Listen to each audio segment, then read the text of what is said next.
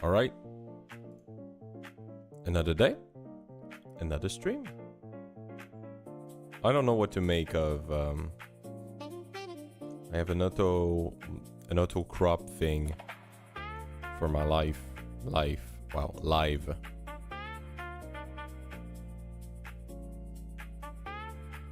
I guess we can try to set it up.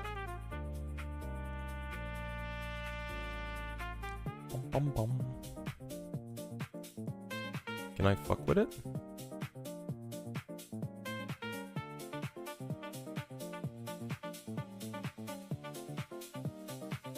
That's probably not it, right?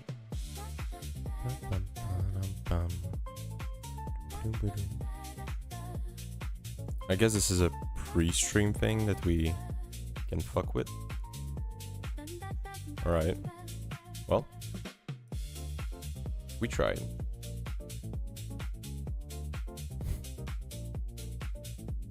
We'll fuck with it another day. Alright. We have some research to do today.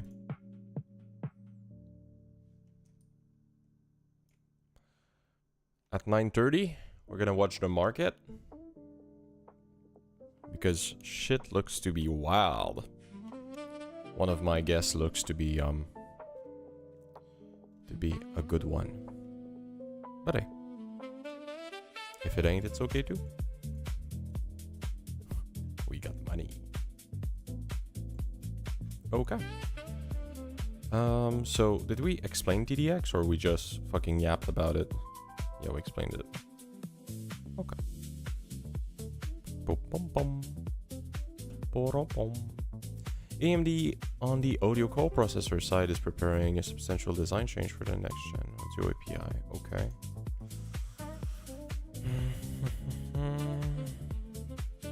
Do we care about that? Merge as part of the subsystem changed for the Linux 7.2 kernel is AMD ACP 7.D, 7.E, 7.F. Driver support for that updated audio coprocessor IP block.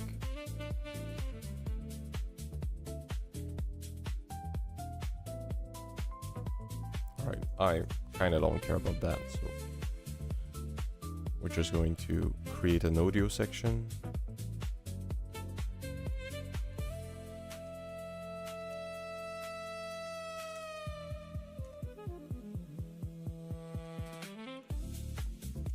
And just dash it out.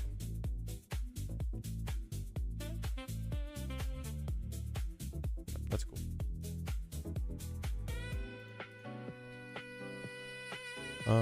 When is Zen 6 coming out?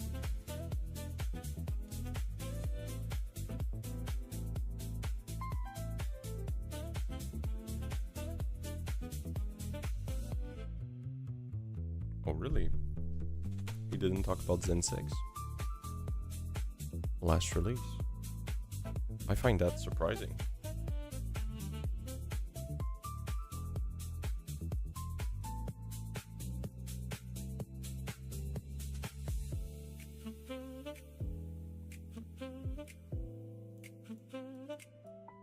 That's fair. Well, unless they already are released. Zen 6.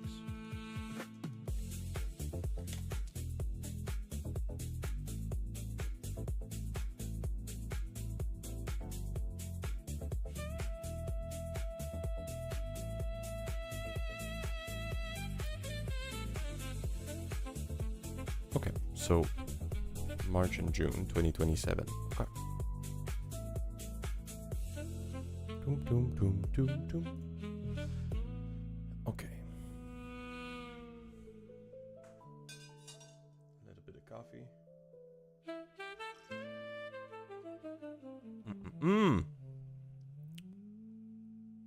The many x86 platform driver change have now been merged for the in-development 7.2 kernel. As usual, it's mostly made up of driver enhancement for benefiting modern AMD Ryzen AI and Intel Core Ultra laptops. Alright.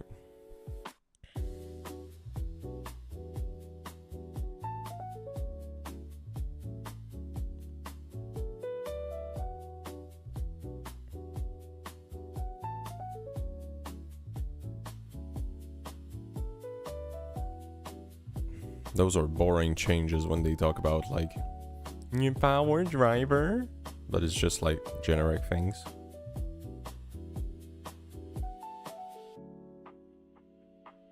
Bruh.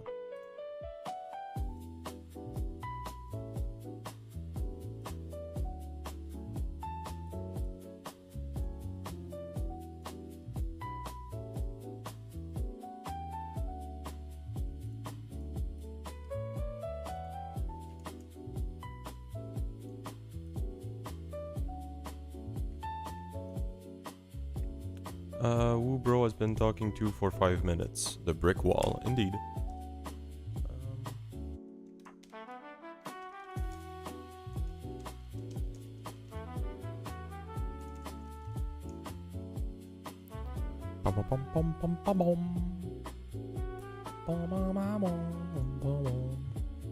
That's why I'm vibing to the music. The media subsystem changes were merged tonight for the Linux 7.2 merge window, and it includes the long-awaited AMD ISP4 driver. That's the image service processor or something.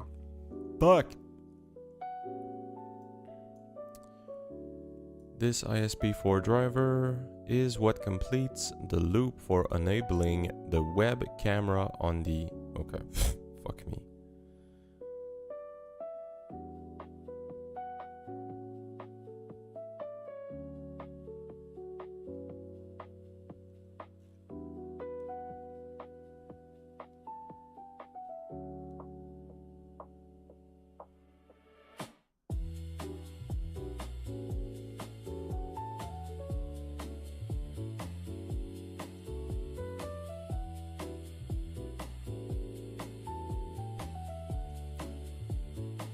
Those are so fucking boring. The webcam changes. Come on. Like, I'm going to talk about it, but the fuck am I supposed to do with this?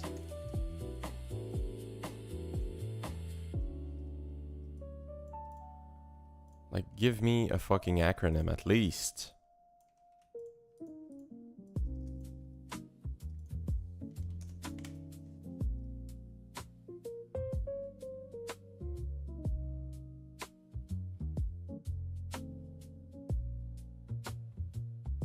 Does no one know the fucking acronym?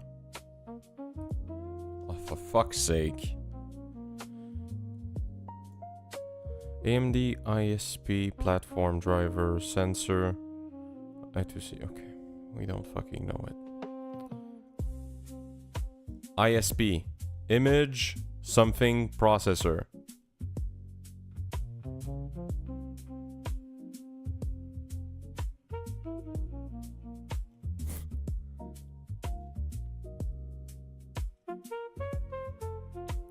Someone must use it somewhere. Holy shit. Internet service provider. Go fuck yourself. Everyone read that. Everyone thought of that. Everyone knew that it was a bad idea to name it that, but they still went through with it. Image signal processor. God damn. You are... Oh, come. Is that really what it means? Oh my god. Nah, I think you're on it. You're on it. You're fucking 07, okay? 07. Fucking hell.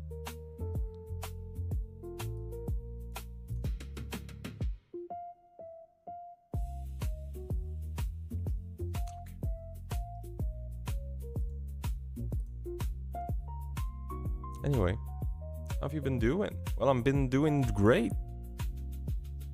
Not a lot of change since yesterday, but how about you?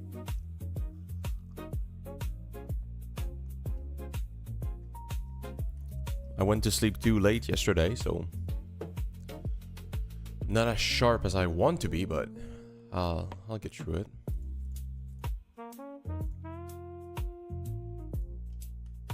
Good.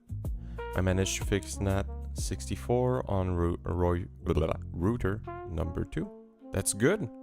And by the by, I read your message in just to be sure, did you try with the translation layer and it did not work? Because if so, that's fucking unhinged.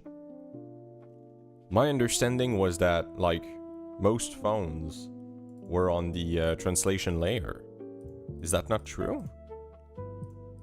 And by the by, I've made no research on that, so I'm not alleging anything. I don't know shit.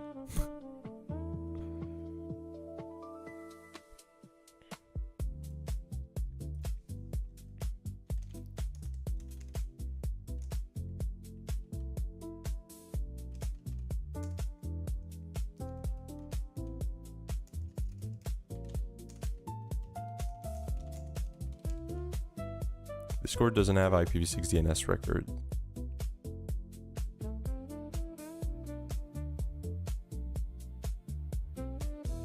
Wouldn't your translation layer take care of that?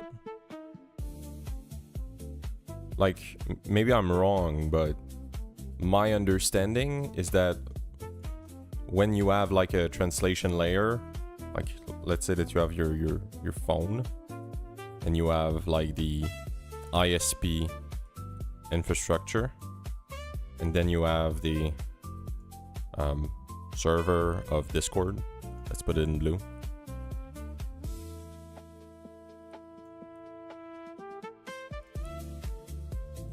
It's IPv6 in here.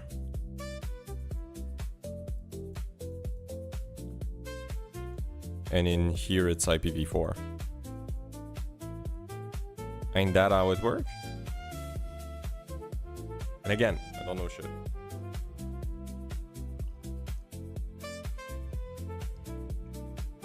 Because that would mean that it doesn't matter.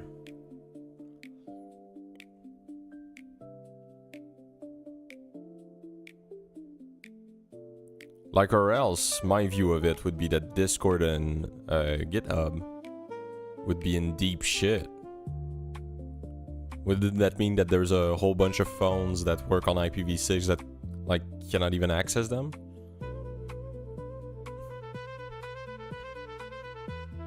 I was told that we were running out of address. Yeah, that's why most things work. Okay. I want my Armageddon, okay? I was promised the end of the world.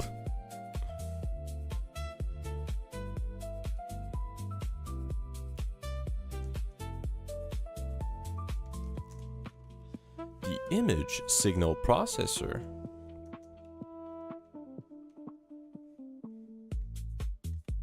is used in laptops to manage. But some people on Reddit said that they hard-coded some IPv4s so that they can be translated. This to me sounds something that is impossible. Because even when you hard-code things for your IPv4, you're not going to break the standard within IPv4. So it would mean that it can still be transported by IPv6. When you use a translation layer, doesn't it encapsulate? And then you just drop whatever fucking capsule you have of the IPv6 thing and push it in IPv4? I'm...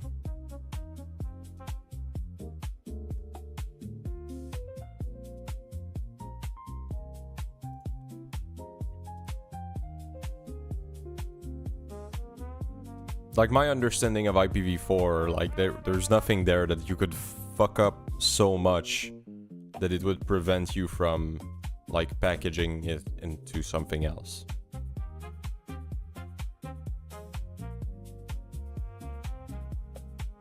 At least it would be surprising. Are you using laptop to manage the webcam?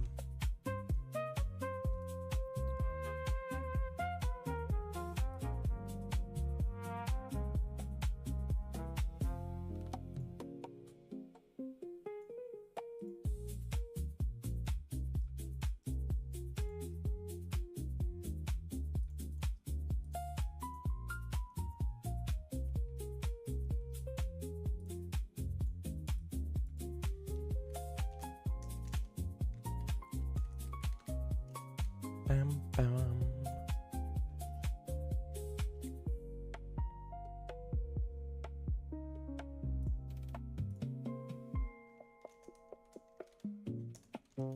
Distros like Ubuntu or packaging. Some distros like Ubuntu were packaging the driver.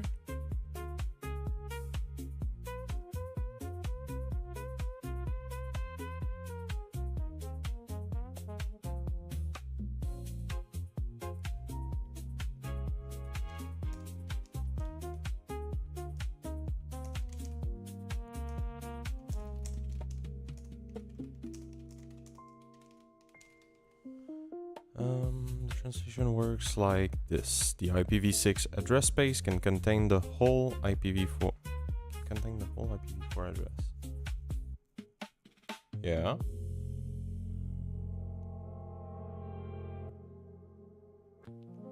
So in a system using this translation layer, IPv6 client make requests to IPv6 translation prefix plus IPv4. The translator, which supports IPv4, just strips the translation prefix and stitches the IPv6 connection.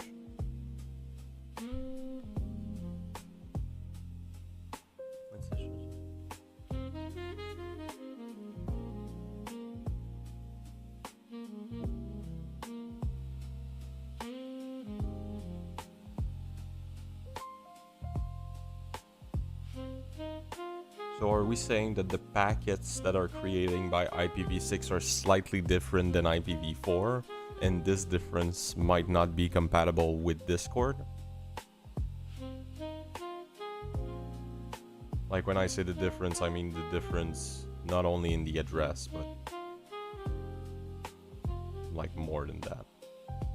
Because if all there is to it is to like cut an address, I'm sure it's must be not an issue.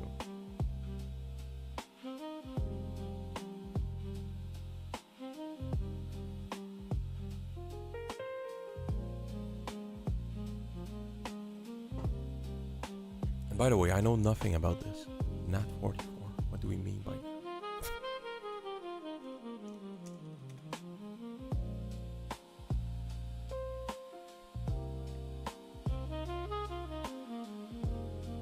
The thing is, the IPv6 clients don't make requests using IPv4.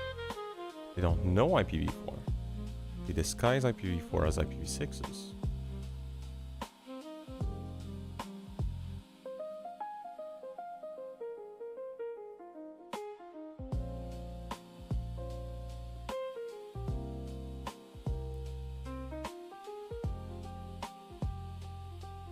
That's fair. But that wouldn't...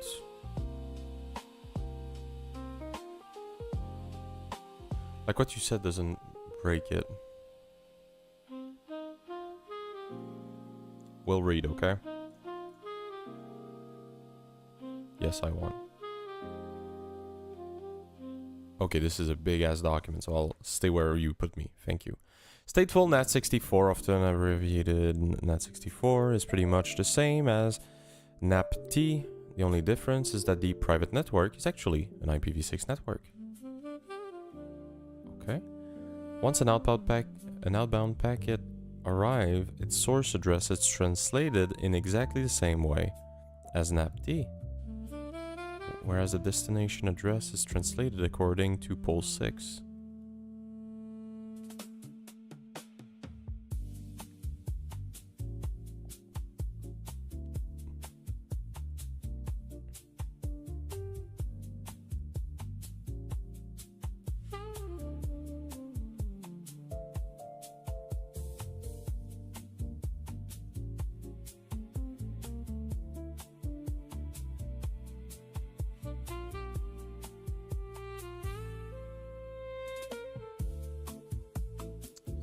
Give me a moment, I'm trying to understand.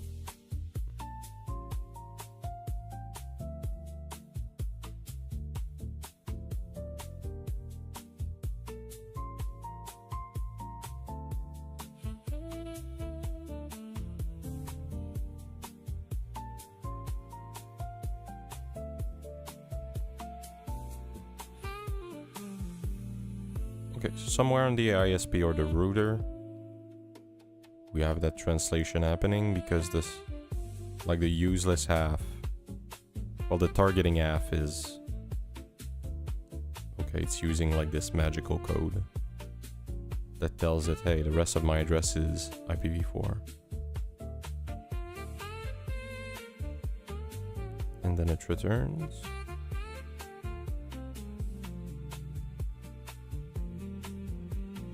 Usage. NAT64 is useful when you have up to a certain large number of IPv6 node, limited to the number of transport address available to T, wanting to interact with any number of IPv6 nodes. So it's like a traditional SIIT on steroid, except its stateness makes it difficult to create redundancy for it. No fucking idea what that meant, bud. Okay, fuck reading more there. But I will absolutely fucking save this shit, because this looks to be based.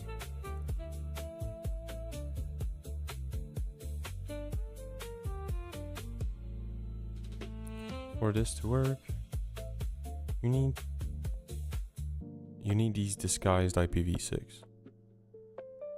Yeah, but like nothing. Okay, my issue is that disguised IPv6 doesn't necessitate. Like this doesn't break anything. At least I don't understand how it could.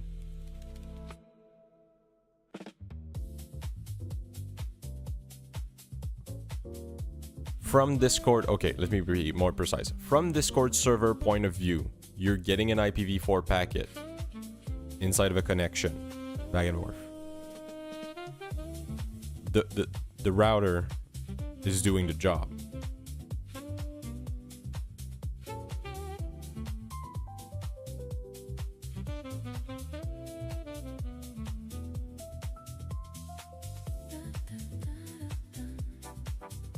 No, somewhere there are hard-coded IPv4 addresses.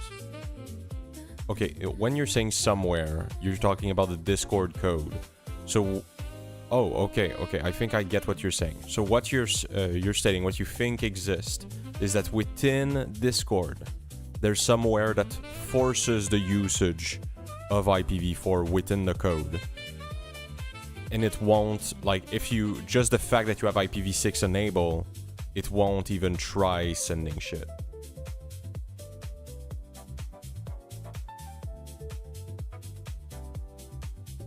So here, what you would need, like it doesn't, okay, I understand what you mean. I understand what you mean. Okay, so what you're saying is because Discord, like client, Discord client, because it's here, it won't end up out of the box because everything is hard-coded in IPv4, so it won't be able to get out. But here, okay.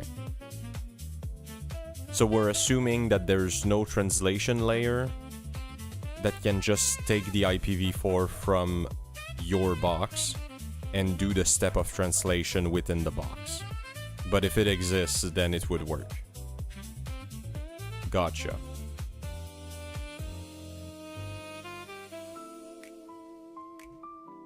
I think I I think I get you.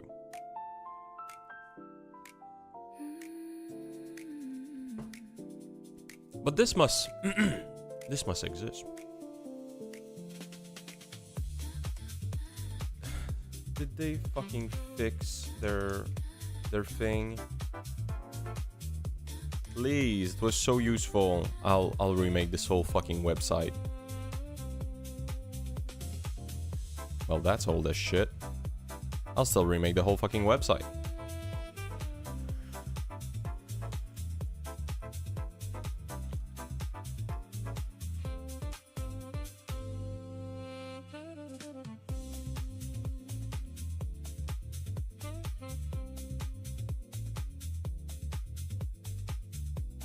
Is this too old for it to have all the things? But like the IPv6 protocol...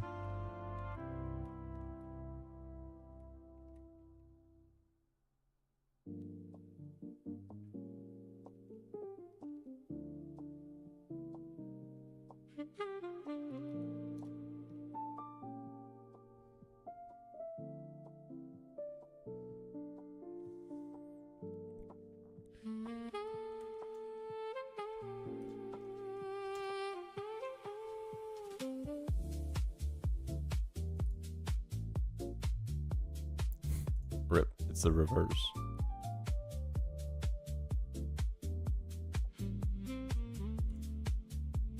Or maybe it just misunderstood.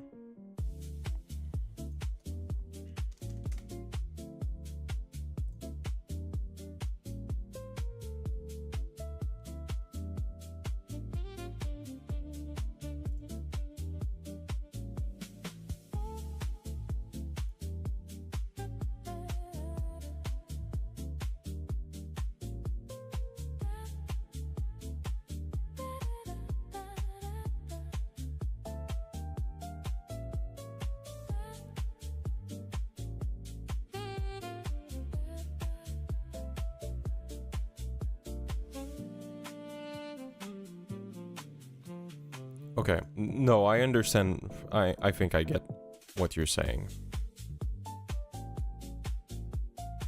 Like I was looking at the packets and you're just looking at the address. But I'm sure we have that. Like on... Maybe it's not something that is out of the box. But in my view, there is no fucking way in hell that we don't have a thing that... Let's say that you don't have... an IPv4 network, let's say that it's disabled. Brain, why does it look that bad? Anyway. Hi Dmitry, how's it going? Let's say that you don't have an IPv4 network.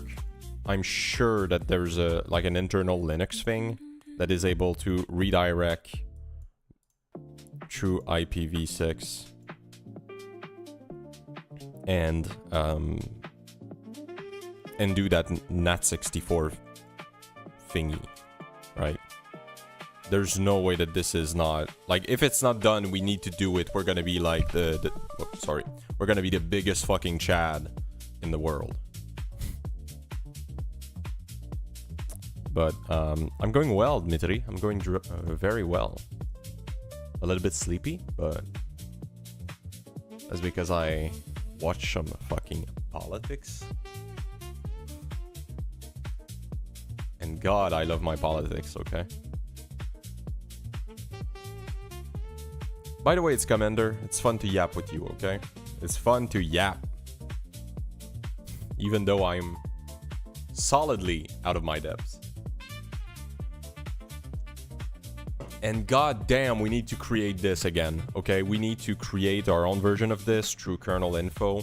Fucking hell, we need this. This is like one of these things that are just fucking based. Like an online version of menu config.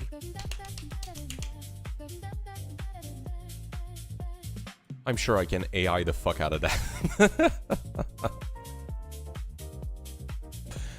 Oh man. And that was a tutorial for what? Oh, get me the fuck in. Wait, I need to make some fucking Linux.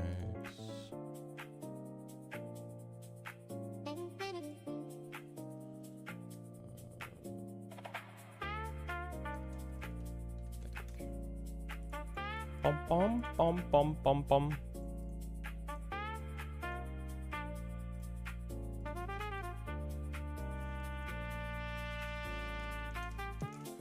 Thank you for the link.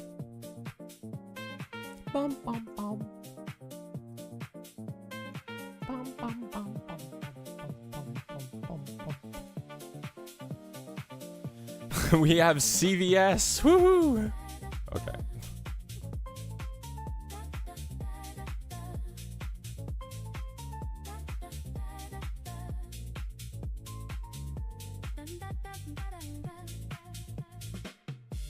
The Intel computer vision sensing is found on Lunar Lake, Panther Lake, Arrow Lake platform, thus far as a V4L2.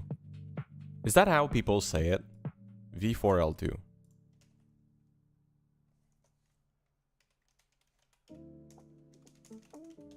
Or am I retarded?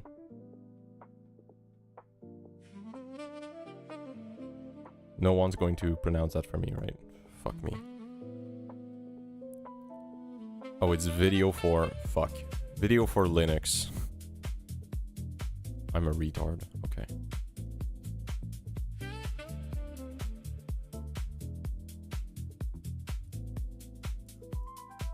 Oh, I can use that. I'm gonna sound so fucking smart.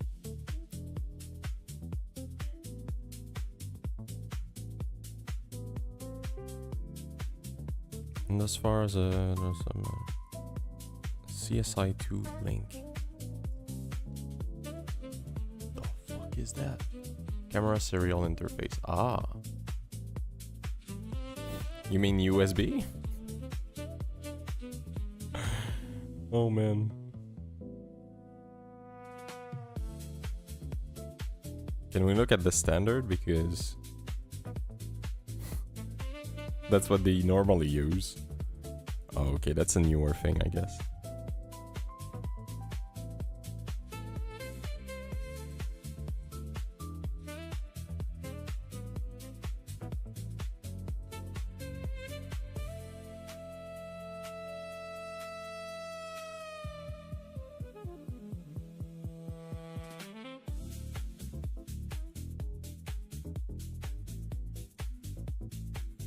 Alright.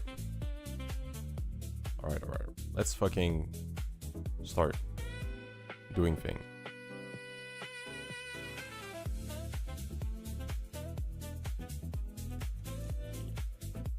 Also, have the Intel computer vision sensing controller. Boom, boom, boom. Am I getting spam? Oh. Did I lose all my money?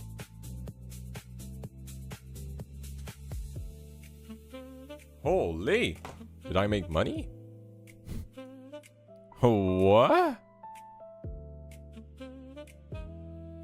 God! Oh! God damn! Oh boy! Oh, now I see why I fucking sold. Holy shit! Oh! That's some money! Okay. Fucking knew it, bitch. Okay. God damn, it's a good day. Tomorrow is going to be hell for me, I guess.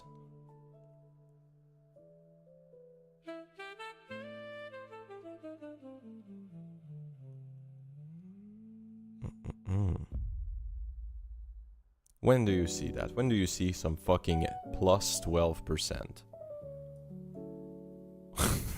Holy Christ. Alright. Wait. Why is there so much of a difference between the US one and the... Ah, okay. Canadian one was closed yesterday. And let's go on our 8 watch. Fuck Gazprom! Okay, that's our 8 watch for today.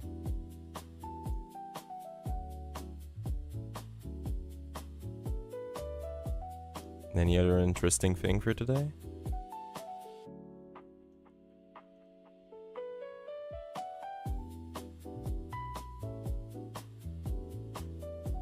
Huh. Overall, good day for my money. Okay. We also have the Intel Computer Vision Sensing Controller.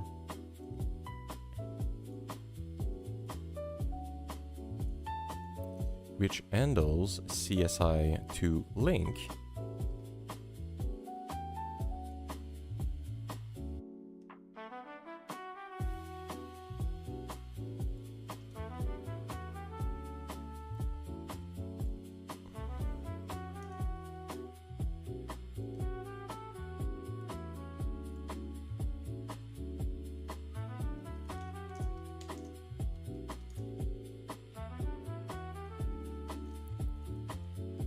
Okay. Was added as well. It handles. It manages CS2 link.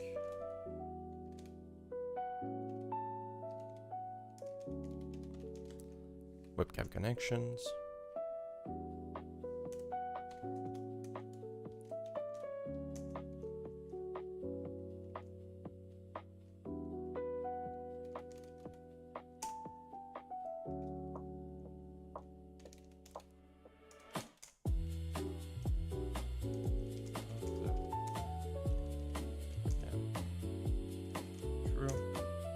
Video.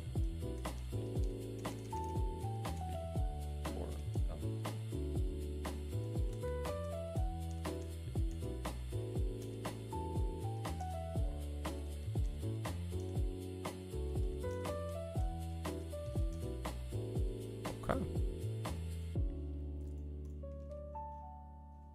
So that looks like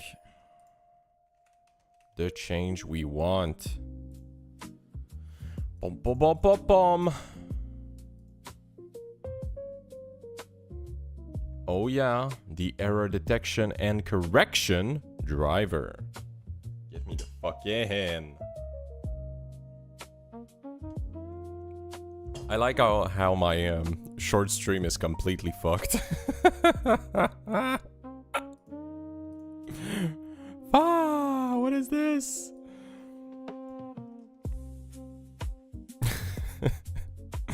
Error detection and correction drivers, such as for dealing with the CC. Okay.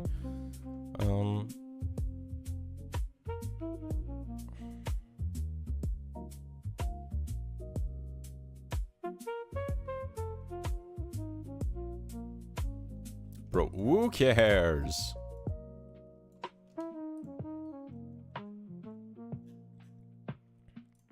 Like, EDAC change? Are you fucking kidding me? What are we gonna talk about? Like, freaking intelligent toilets? 3D bidets? Not much on the ARM64 side due to the developers being flooded with AI-fueled fixes. That sounds like a fucking drug. Hook me up. The KVM virtualization related changes were merged a few days ago for the ongoing Linux 7.2 kernel merge window.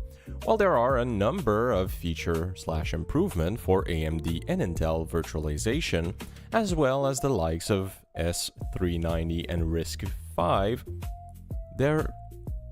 I don't know why I always want to say V, fucking hell, and RISC-V, there aren't any new feature on ARM64. The lack of ARM64 feature work this cycle is being attributed to so many AI-fueled fixes, swamping the ARM Linux developers. As I covered a week ago, when it came to ARM64 architecture change for Linux 7.2, or the lack thereof, AI LLM patches craziness is impacting ARM64 Linux kernel development. Is this just going to be fucking hype for nothing? Nice, give me a thumbnail. Clickbait. that was in relation to the common ARM64 kernel code. Well, it turns out to be a similar story to over in KVM virtualization. Okay. This is a bit of an odd merge window on the KVM ARM64 front. There is absolutely no new feature in the pull request. This is purely fixes because it's simply becoming too hard to review new stuff when so many AI-fueled fixes hit the list. Besides ARM64 KVMs, okay, now that's all fucking interesting, but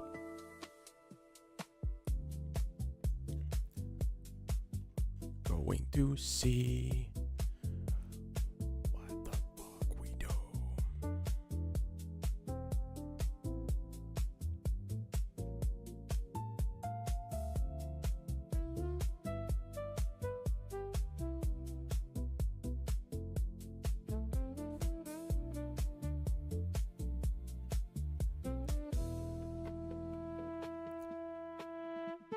AI LLM patch craziness having an impact on ARM64 Linux development. Slow this down a little on the future. Okay, cool. Let's just fucking read the notes, okay? I'm not interested by your editorializing, Michael. I'm kidding, I love you, Mike. Big Mike. Alright. Hi Linus, please pull these ARM64 changes for 7.2. The usual summary is in the tag, although it feels like the new world of AI tooling has slowed us down a little on the feature side when compared to the fixes side. The extra round of I need to fucking know what the fuck this is. Okay, never mind, my NAT64 isn't fully working, but almost. Oh.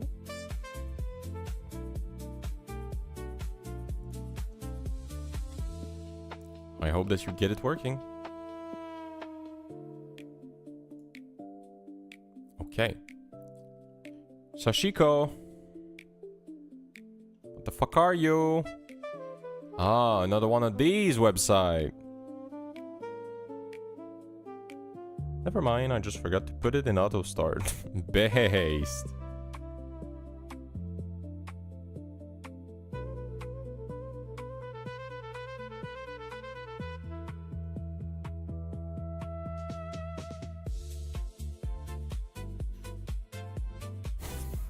$54,000 total. Oh, okay, those are not only for this. Oh no, those are subsystem for Linux. Oh, fuck me. Oh no. Okay.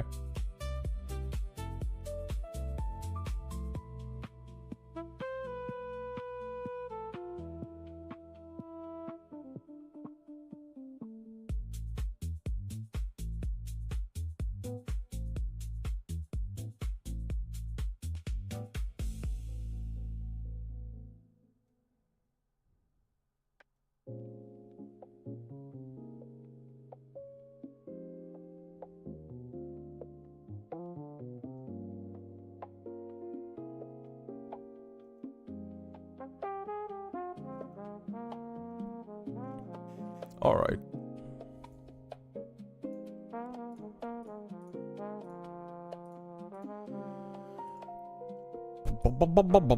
Let's talk about this.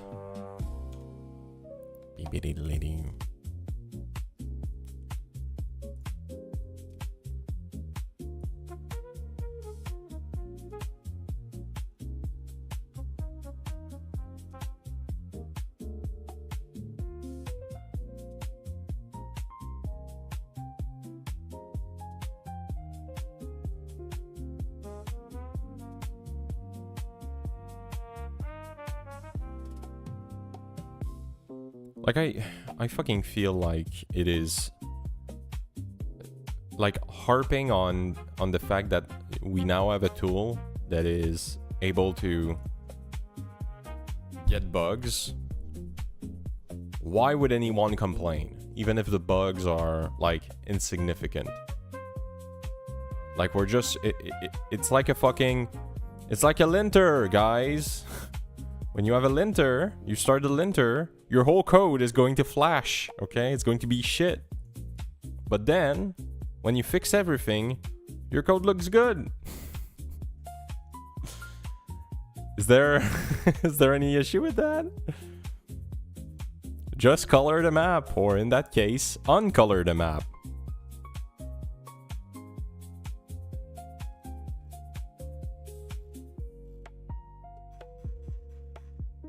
Anyway, yappers are gonna yap. This release was special for this release. Didn't contain any feature for ARM64. Not on.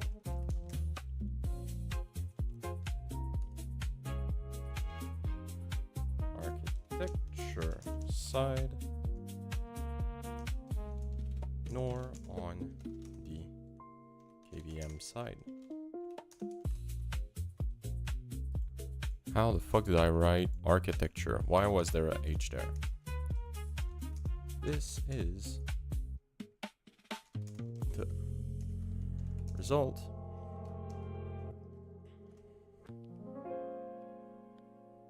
of a massive flood of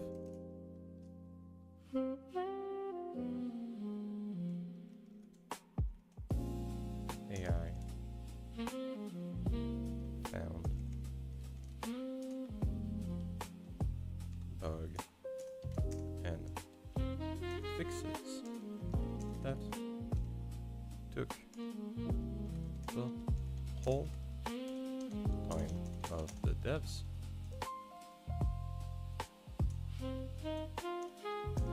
Now, let me be clear. This is by no means negative, as the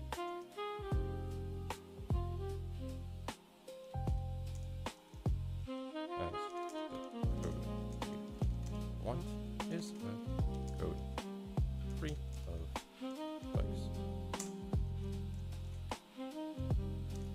Find a fucking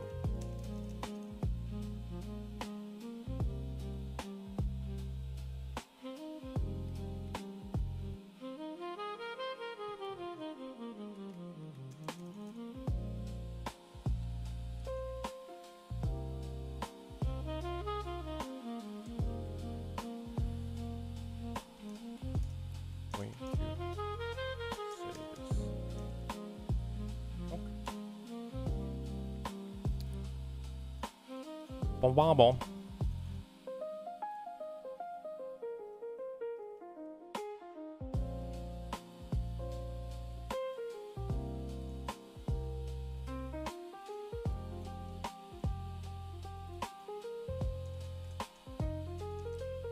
Tools like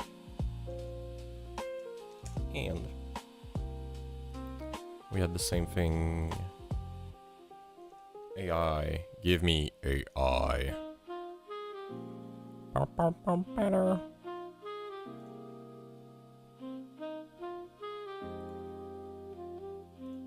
Fuck, where are my AI tools? There was another one. It had a name. Linux, kernel, AI, tool.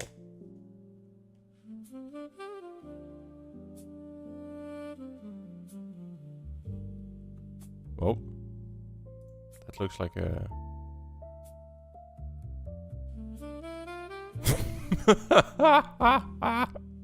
Oh no! Oh man, that's one quote that I want. Ha! Fork it or just walk away. Based! Our dear leader is like, go fuck yourself. We're going with AI.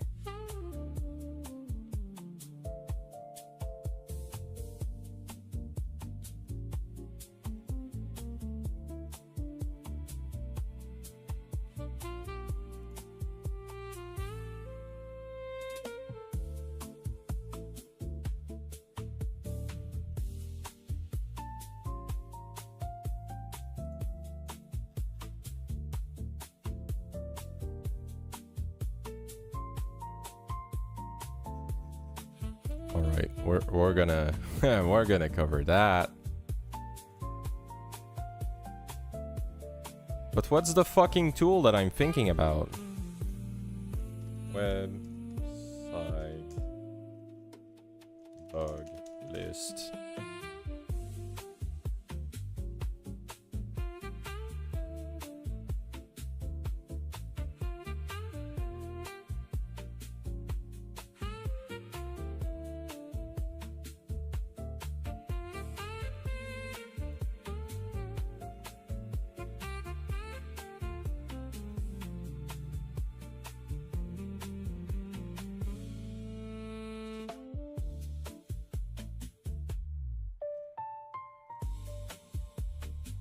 Fuck me, I'm not going to find it.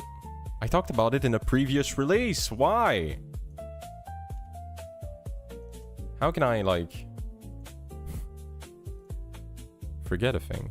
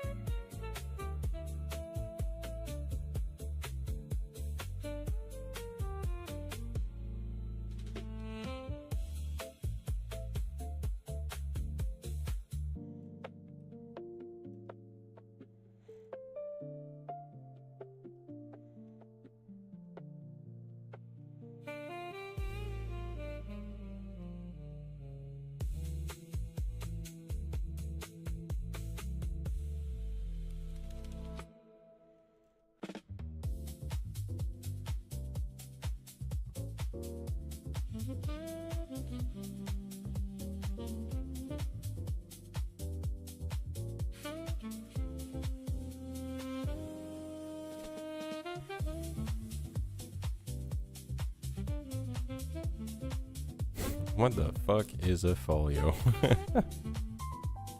Love it! I love the energy, previous me.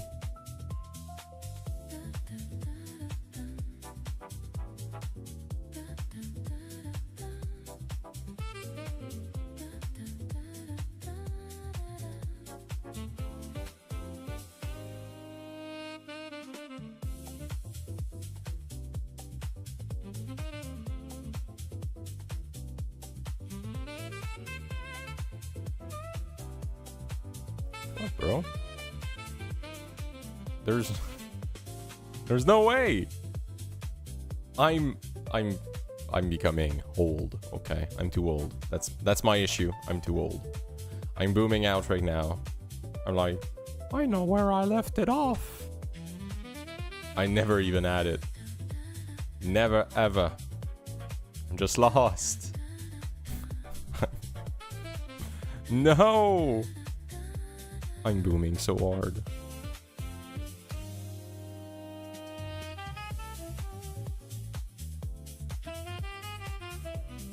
Where the fuck did I read about this?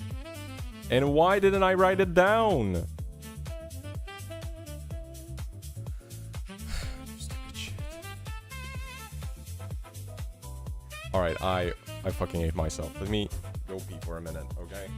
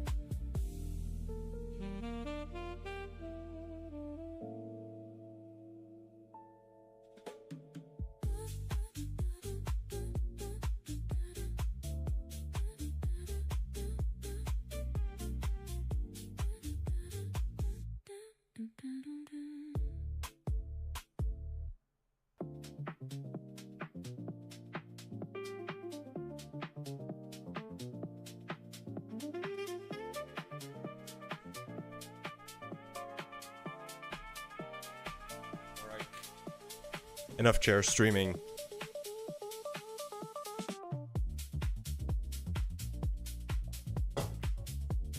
I don't fucking know what the other website was. It's probably written somewhere in here, and I'll fucking hate myself. Or maybe not.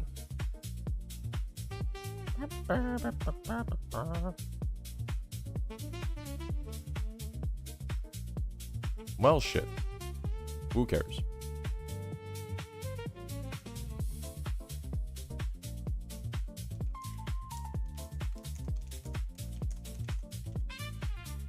Okay. That's cool. Willie the Truck. That's one hell of a name.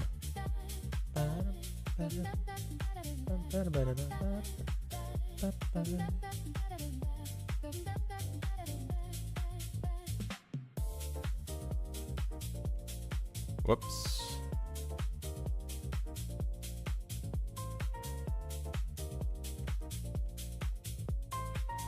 Oh.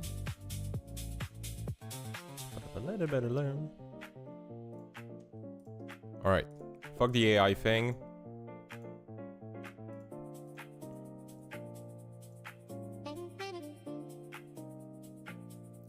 I think it makes the point. Okay, so that's a comment that he's answering. Okay, I think it makes the point of Sashiko helping maintainer unachievable. Okay. If the point to not use LLM in general. Fucking hell. Verbing. If the point to not use LLM in general, let us discuss this. Not how to make each use case more complex. It seems like one express a very anti-LLM position in general. Okay. I guess this starts like as a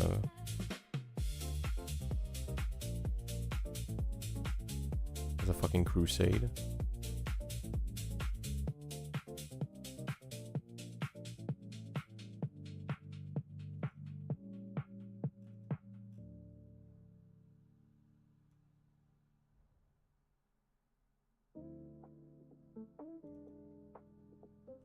It's Sysbot.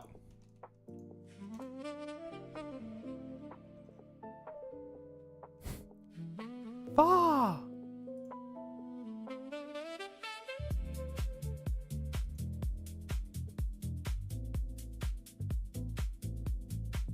Is it Sysbot?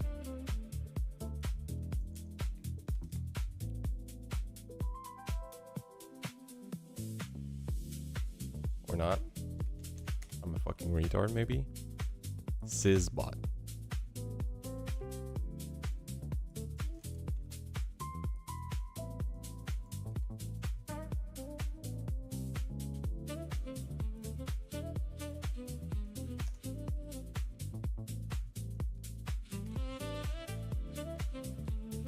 Got it. And what's the other one that he names?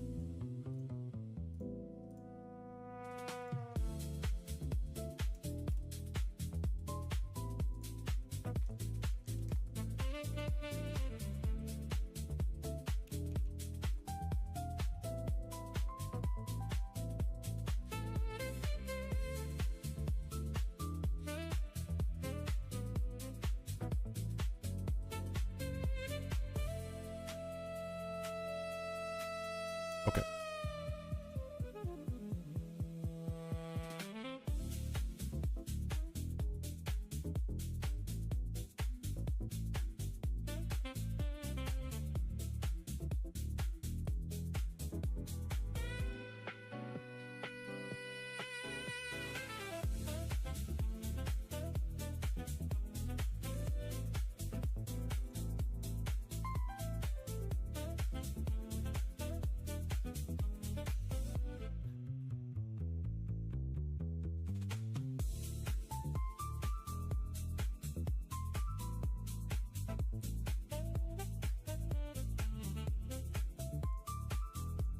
I love it when we don't have the full fucking story.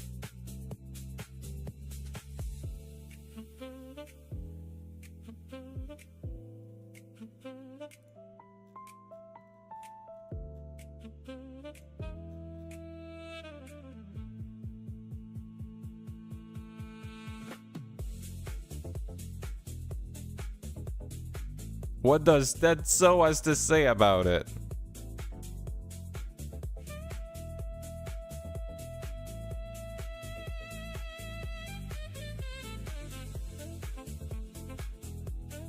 Oh shit, he looks to be based. The Rustman himself. The one and only.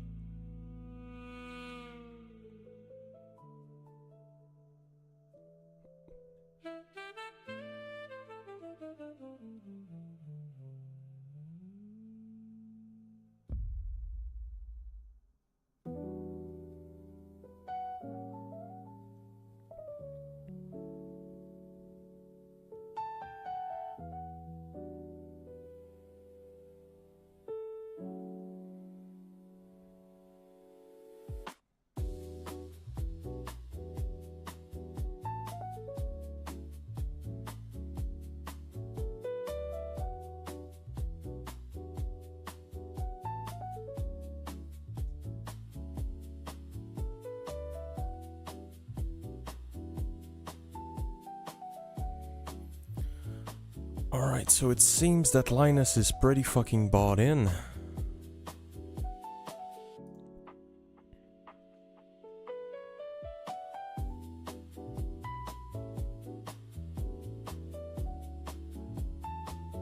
So this is where the discussion ends.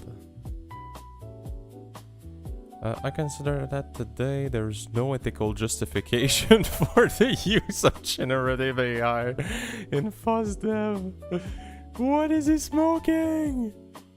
Ethical? Ethical? Bro! Oh my god. Why would you write that? Okay, I need to see the fucking source. Source?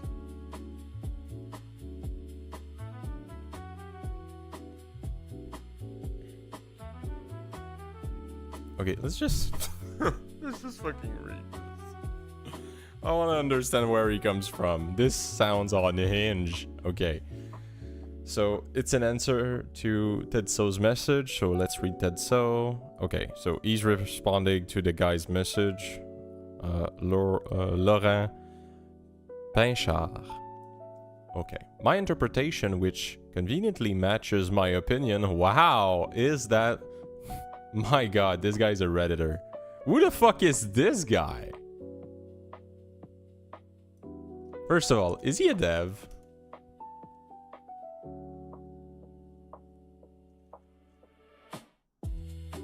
Okay. He's part of a team of dev, I guess. Going to assume that if he has an address from there, he's the real deal. And by assume, I mean I'll confirm. Like, this is an unhinged quote to get. Okay, he's the founder of this company.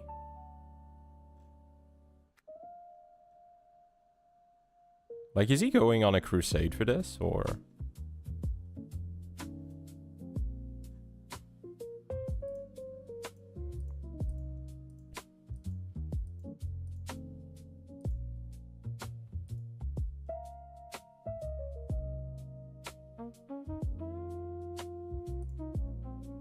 Where the fuck is this school?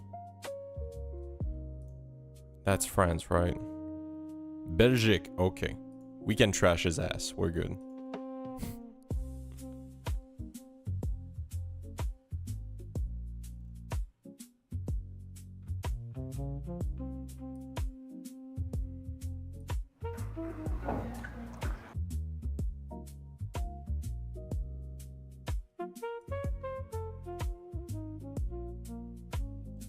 Can we have like his social or something?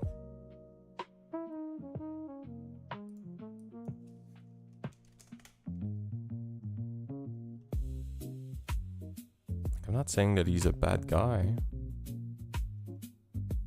but I'm saying that writing something this retarded requires some scrutiny. Holy shit.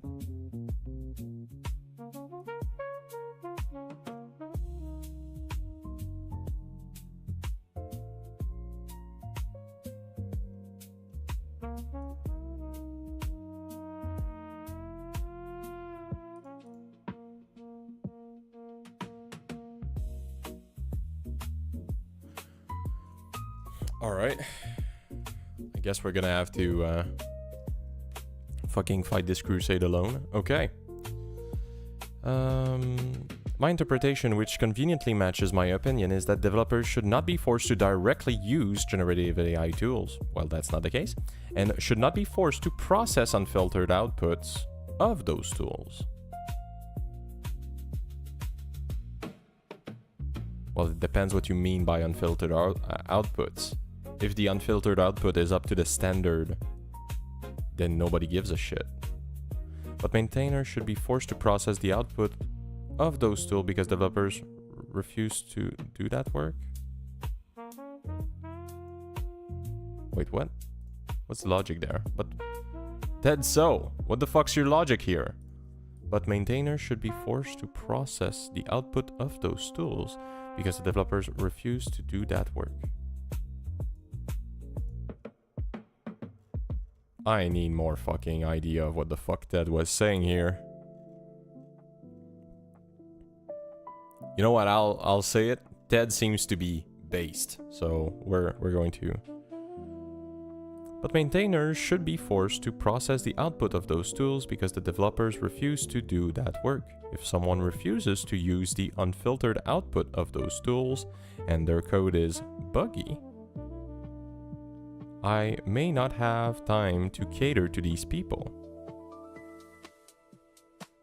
In which case, if I see that their code is reliably buggy and they are refusing to look at the review from the LLM or the zero-day kernel bot or checkpathpl, I reserve the right to just start ignoring patches from those people. Oh, okay, I get his point. His point is, I have a fuck ton of shit to do, if I scan it with the AI and the AI is telling me that there's like 15 bugs, I'm not going to rewrite that for you. I'm just going to say to you, fix this. And that's fair, right?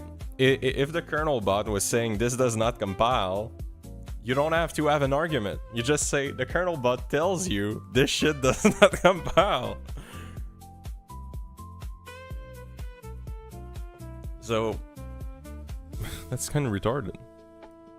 I don't think I have called for that. What I believe is that triaging LLM review should not be forced onto contributors. I don't believe that triaging LLM review should be forced onto the maintainers. Remember that contributors outnumber maintainers, so forcing more work on the maintainers don't scale. One of those reasons why I was so excited for Sashiko is that it reduces the load on maintainer while improving the quality of patch review. Cool. Flipping the argument, should contributors be obligated to do extra work that makes them feel diminished as a human? Come on! I'm talking here about justifying themselves against LLM argument that have not been analyzed by a maintainer first. Nope, but I don't believe I'm obligated to accept contributor from people who feel that way. That's fair. Like, people need to fucking grow.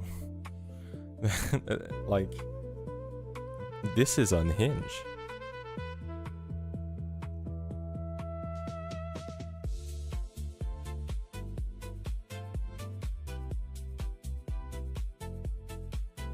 I mean, we can, like...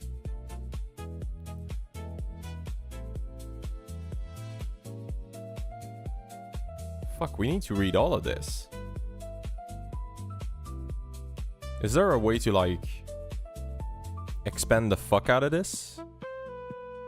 What does mbox.gz mean?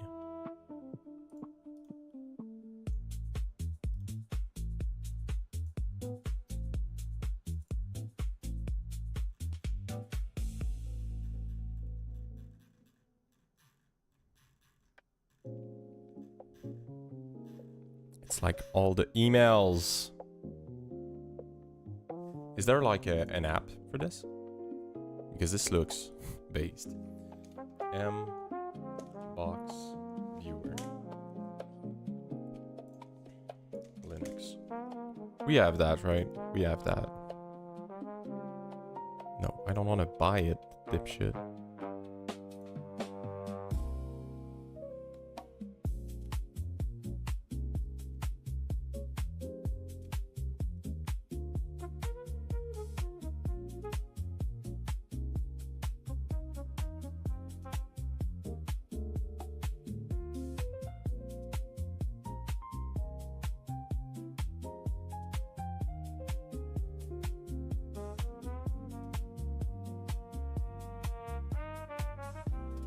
Okay, let's go for Mozilla. For Mozilla. Everyone likes drama. We're going to cover drama.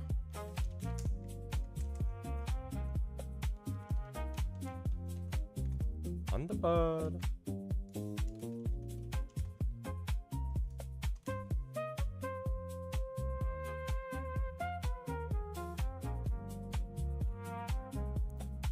There seems to be something fucked about my keys.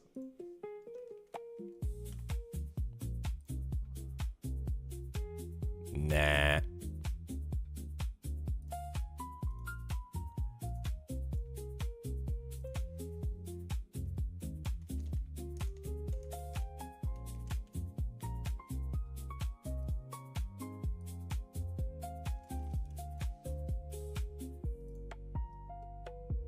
Okay.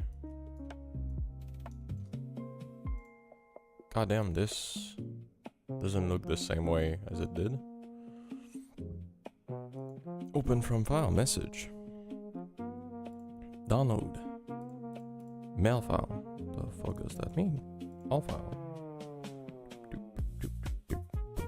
Boop, boop. Boop, boop, boop. Boop, boop, boom, boom, boom, boom.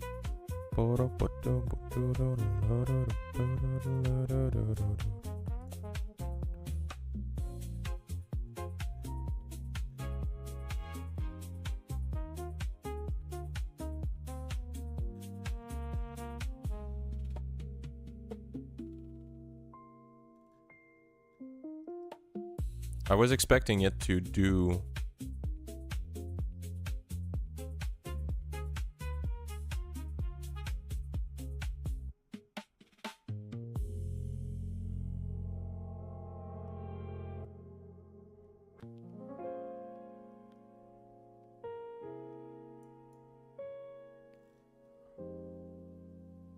like to detect each.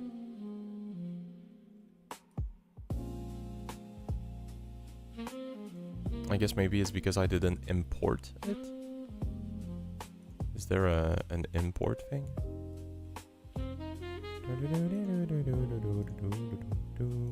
Ah.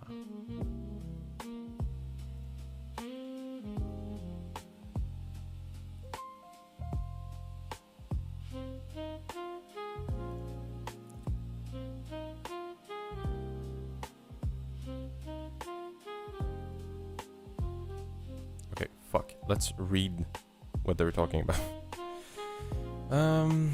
Open the file by placing in under... Okay. Thunderbird, profile name, mail, local folder. Thank you.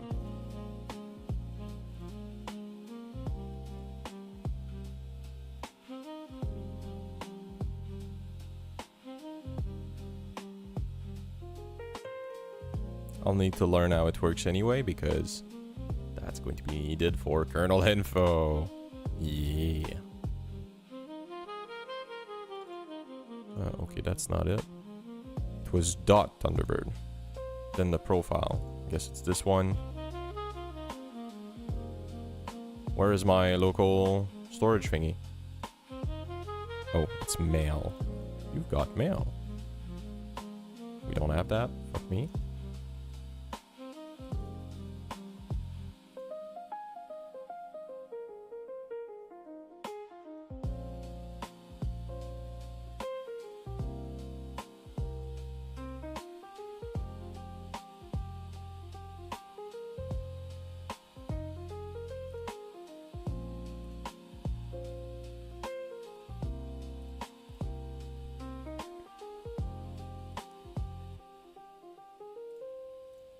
I'm way too dedicated for the drama.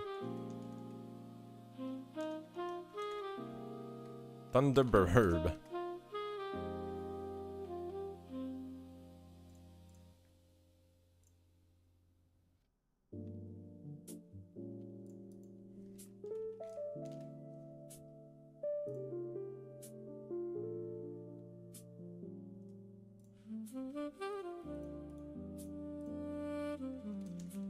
Mail?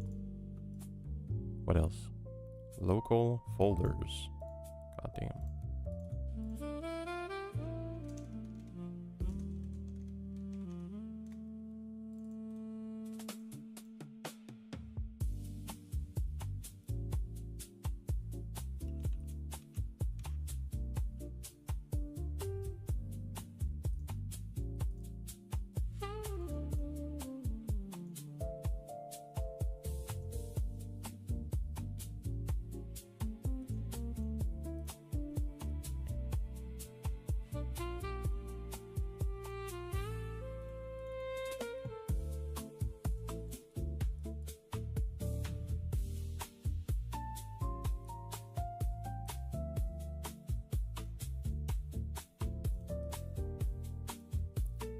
Am I retarded?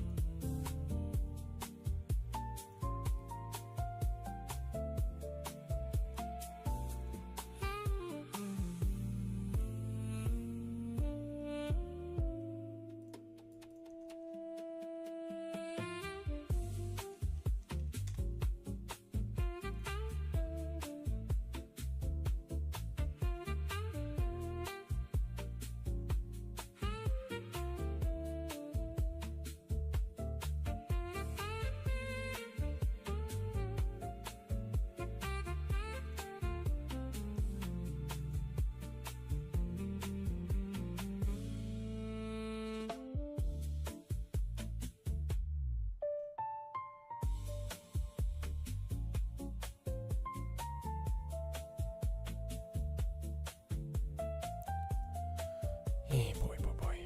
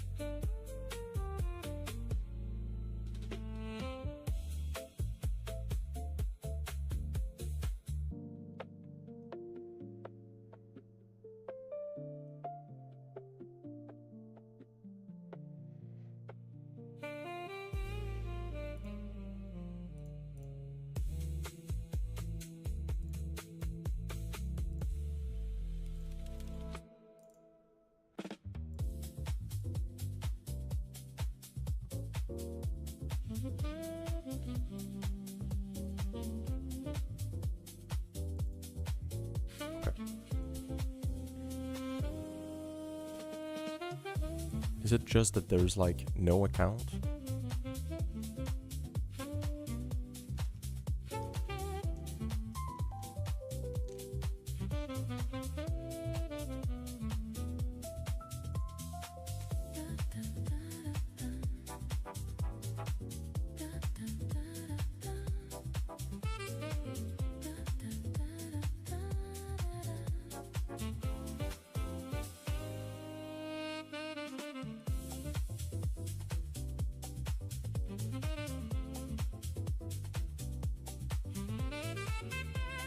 Okay, I think we're getting it. Oh. Oh.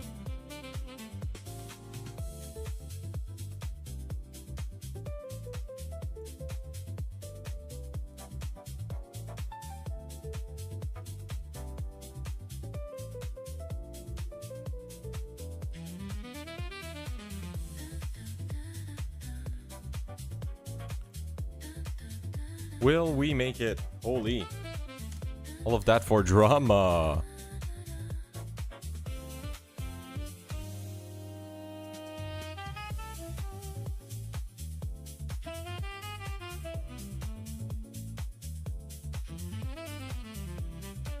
Some people are a little cooked in the head.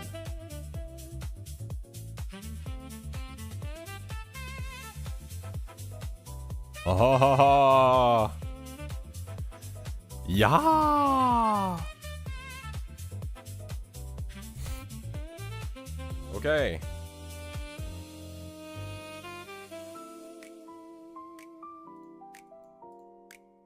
Yeah, let's close this because it fucks with my brain. Can I, like, partly hide this?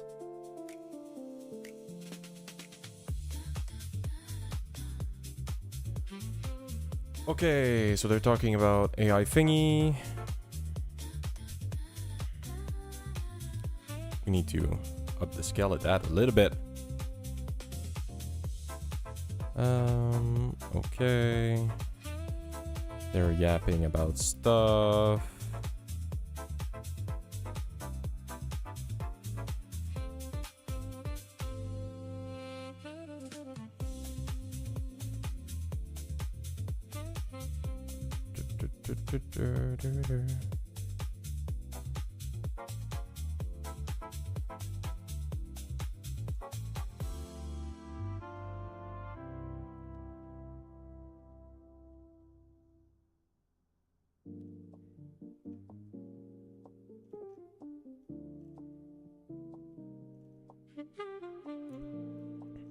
I'll read it when it's interesting, but for now, it is boring.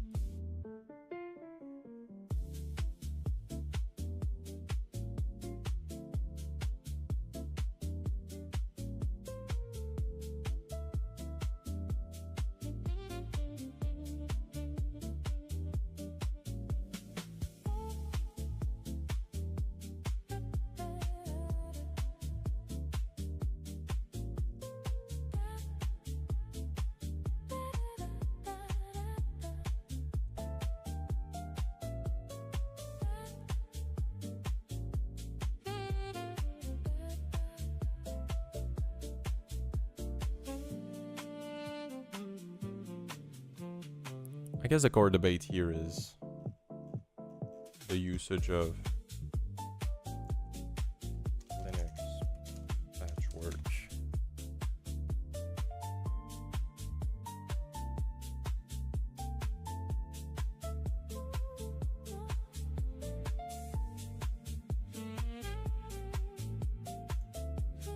Okay, it's just like connecting things to thing that is triggering them. And we're gonna see it as soon as someone else opts into the fucking chat.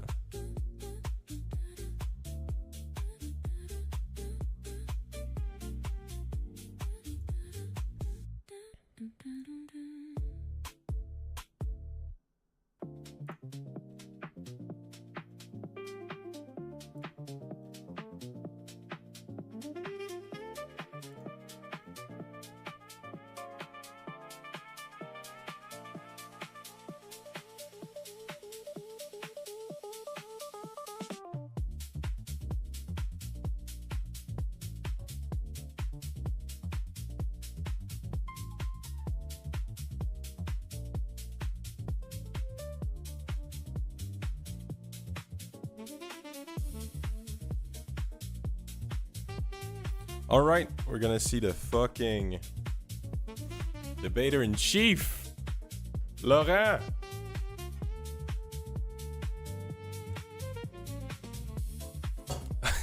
Our debate, bro. I agree with you, and on my end, not sending emails to the author is a clear violation of one of the most basic net etiquette rule on the mailing list. Any reply to post should reach the author. I don't know where that one come from. What happened to this other most basic rule that subscription to services that deliver emails should be opt-in? Well, you don't. Fuck. When you... Maybe I'm not understanding the goal of this, but...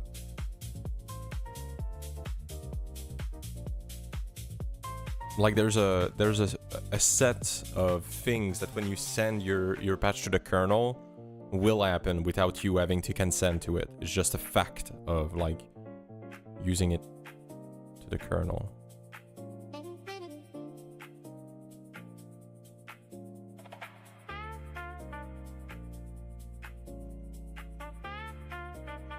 Okay.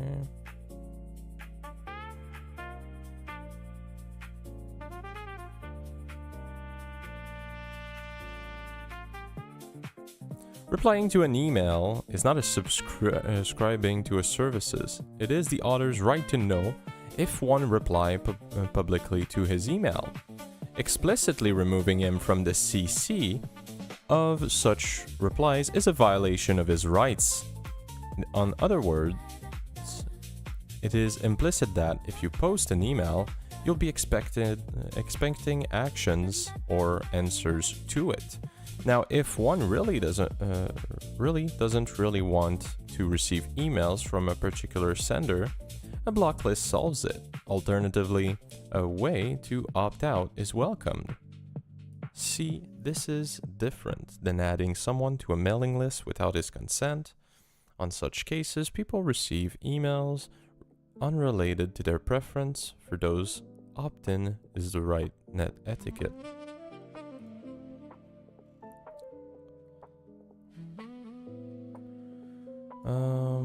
Okay, so the other says that he agrees with the take. So Moro and Roman, which just feels like the same name but backwards, they agree. But also just practically, if someone who opted out from Sashiko emails post a patch and Sashiko finds a critical issue, do we expect the maintainer to go and manually check each time whether the author opt out and forward the review? Yeah, we're not expecting this, right? This would be retarded.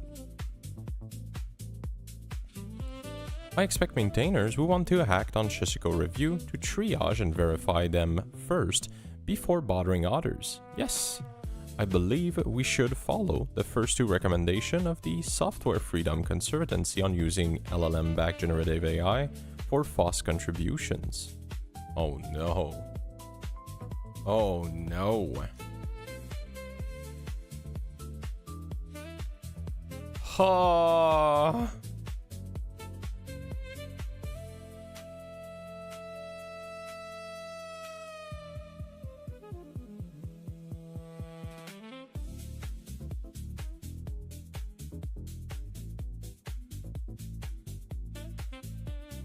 Okay, first two recommendation.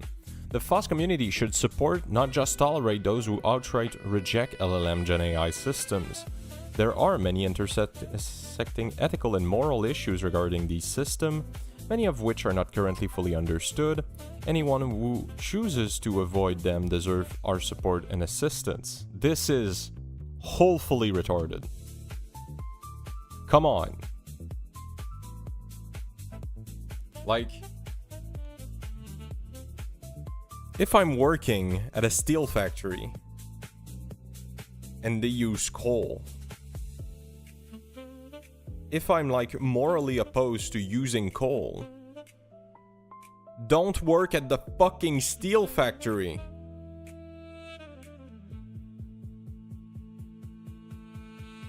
What the fuck?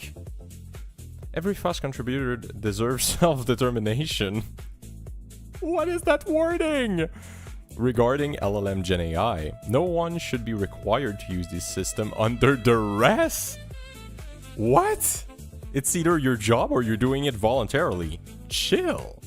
We make special note here of the increased report from technology workers who have been ordered by their management often under penalty of termination to use this system for all their work. FOSS and proprietary. Such mandate are unconscionable, and we call on the industry to make use of LLM Gen AI fully optional and adopt non-discrimination policy regarding those who opt out. Like, this is retarded. Is this literally all like... I was about to say like boomer slop, that's just like, AI is bad, but we're going to make like 16 fucking points about how we don't care, but we care, but we don't care. Like, this is fucking hell. The first 2 points are fucking retarded. FOSS project should not shun contributors who chooses to use LLM AI system.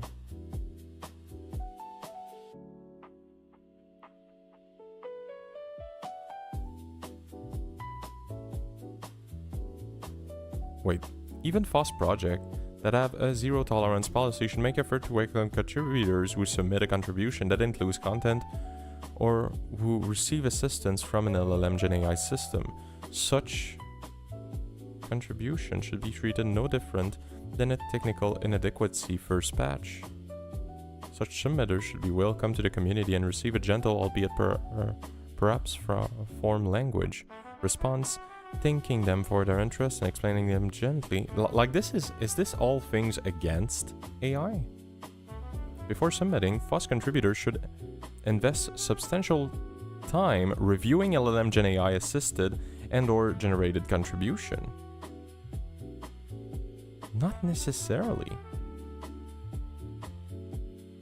Like, this is retarded.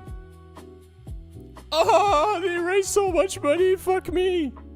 Why do people do this?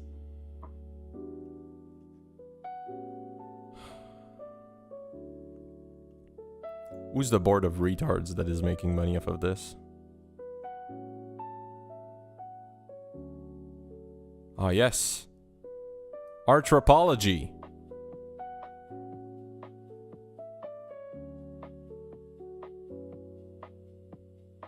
Yes.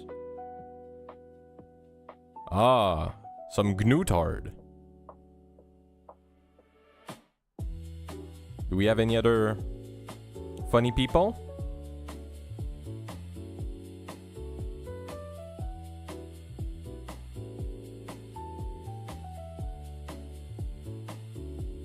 Is this just a renamed SFS?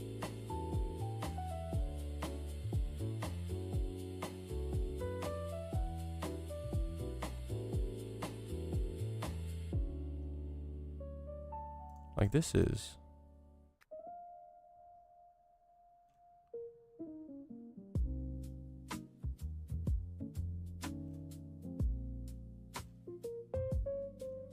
Is this just ranting from a fucking retard, or who the fuck wrote this?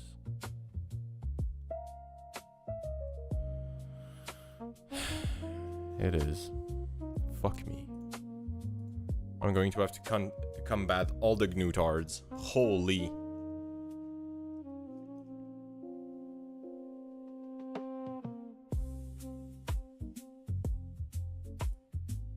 Alright, let's keep this on the side.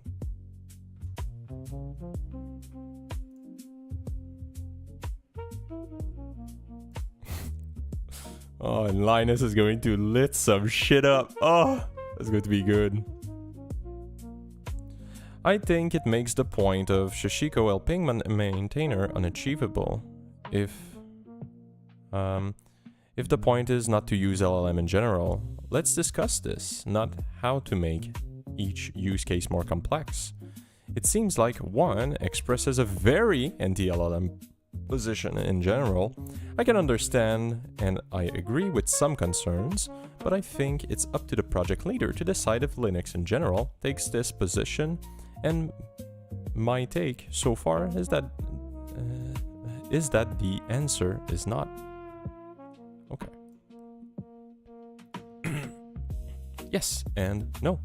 That's not the position of the Linux kernel. I realize that some people really dislike AI, but this is an area where I'm willing to absolutely put my foot down as a top-level maintainer. Linux is not one of those anti-AI projects, and if someone has an issue with that, they can do the open source thing and fork it, or just walk away. AI is a tool, just like other tools we use. It's clearly a useful one. It may not have been that clearly even just a year ago, but it's no longer in question today. There are other questions around AI, like what the economy of it will actually look like in the end.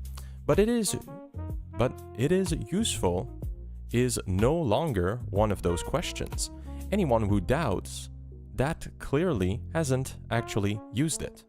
Yes, it can also be a somewhat painful tool, both for maintainer workload and just from it keeps finding embarrassing bugs standpoint. But the solution is not to put our head in the sand and sing la la la. I can't hear you at the top of your voice like some people seem to do. The solution is to make sure that those LLM tools help maintainers instead of just causing them pain. There's no question on that side. We're not forcing anybody to use it. But I will very loudly ignore people who try to argue against other people from using it. And no, AI isn't perfect, but Christ, anyone who points to the problem at AI had better be looking in the mirror and pointing at themselves at the same time. Because it's not like natural intelligence is always all that great either. The kernel project has been and will continue to be about the technology. Sure, the social angle of working on open source is important and often a very motivating part of the project, but in the end, that's a side benefit, not the point of the project. This is not some kind of social warrior project, never has been and never will be. In the kernel community, we do open source because it results in better technology, not because of religious reasons. And so we make decisions primarily based on technological merit, not fear of a new tool. While there are some truly ridiculous anti-LLM brigading in some open source project, I feel like saying it is just another tool does not do justice to some of the harm that is done by that industry. Also, precisely because of the usefulness of AI, I worry about creating an uneven playing field where new contributors can keep up if they can't afford the needed tools. It costs nothing, you retard!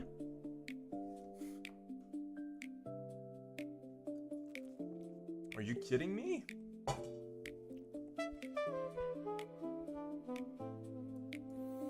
People will do anything to like find a fucking argument.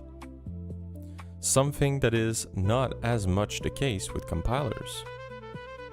How? Wait. That's mind-blowingly retarded. If your CPU is too slow, it's going to take a fuck ton of time to compile, so the usefulness is going to go to 0, while there are free options for your AI. Are you fucking kidding me? Like, it's not going to be as cool, but there are free options. And come on, like $15 per month? Are you fucking kidding me? That's too much? Like, if that's too much, I'm sorry, you're just not cut out for it. Like, we don't need toddlers. These are not arguments that others should not use AI. I find not use LLMs, and I find LLMs to be tremendously useful for reviewing code and understanding context, but maybe the community should think about these concerns at the same time, even if it's not the main focus. Maybe it should be a good side topic for Maintainer Summit, or perhaps it is not process related enough. No, it is. That person is lost in the sauce. Like Linus just said, the goal is the technology. It is to push. Like from what Linus says, it seems that his point of view on Linux is if it somehow was more efficient and more perfect to have a purely AI approach, he would do it. So like, this guy absolutely fucking lost. Okay, so answering to what we just fucking read. But this is about receiving reviews of patches you send. Really, this is no different than a kernel test robot. At least all critical errors that Sashishko finds should be sent as a reply, just like anyone else that reviews a patch. In my experience, the noise has been less than the signal, fucking up. And the noise is usually special cases that even a human would likely miss. Why are there so many fucking French folks? Nicolas Dufresne. Oh no! He's Canadian! Please, for the love of God, have a base steak! Nick! Who are you, Nick?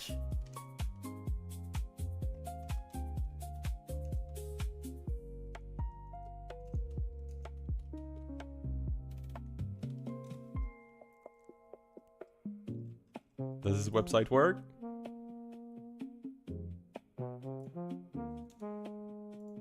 I don't think so. It doesn't. Okay, fuck me. So, fairness is likely one of the numerous ethical concerns that can drive activists against LLM, in some sense of people actively avoiding it, boycotting for the real extreme ones. But I want to include mild cases too, in contrast to Luddite, that just don't accept the technology to provide any meaningful result. I'm personally interested in learning more about each and every ethical concern, as this is needed to either fix or mitigate the social issue this technology is creating. The fuck does that even mean? On this aspect specifically, Sashiko provide equally to the Linux community. This is very unlike Coding Agent, which capabilities and performance are highly tailored to your capability to pay. In that sense, fairness is minimally mitigated.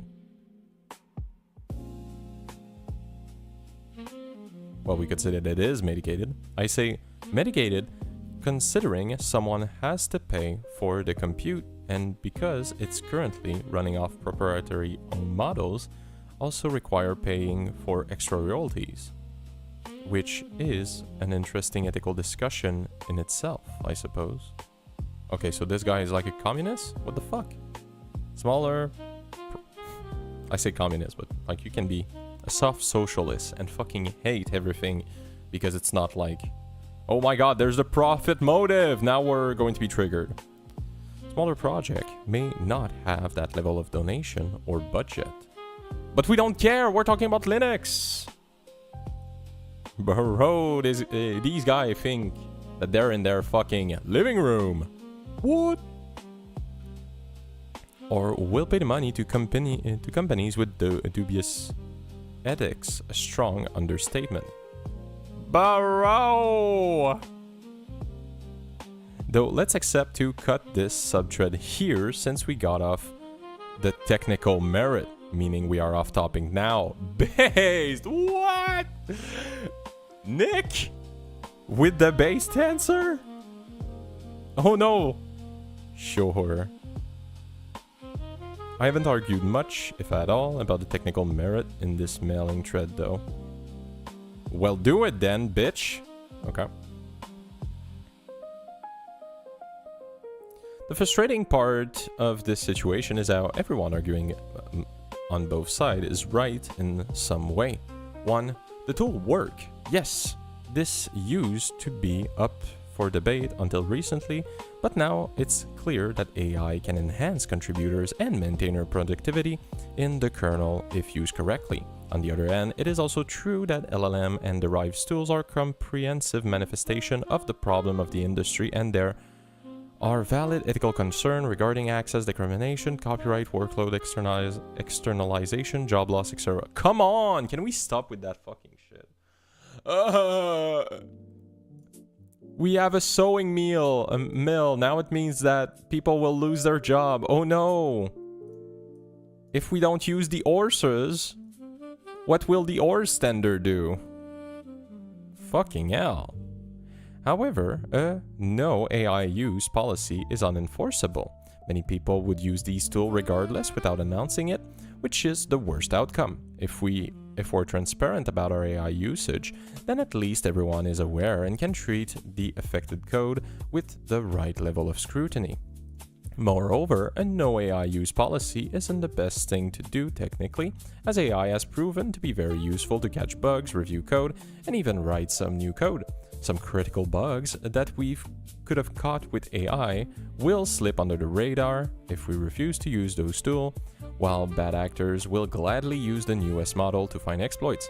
Overall, even though I've been known as a great AI skeptic in the past, I'm with Linus on this. Accepting and embracing AI may not be a desirable thing to do, but the alternative is even worse. I don't know why people fucking cry about AI. I feel like it's a retarded thing to cry about. Like, all of your arguments are just feel that something new is unfair. And each time that they try to argue it, it feels like hollow.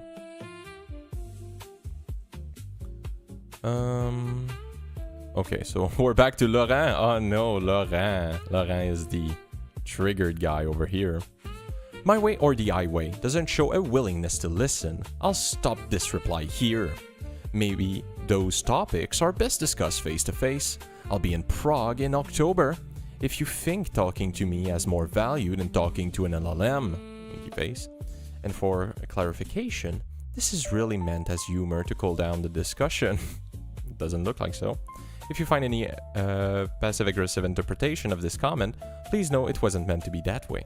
Okay, well, I don't know it. Like this part? Like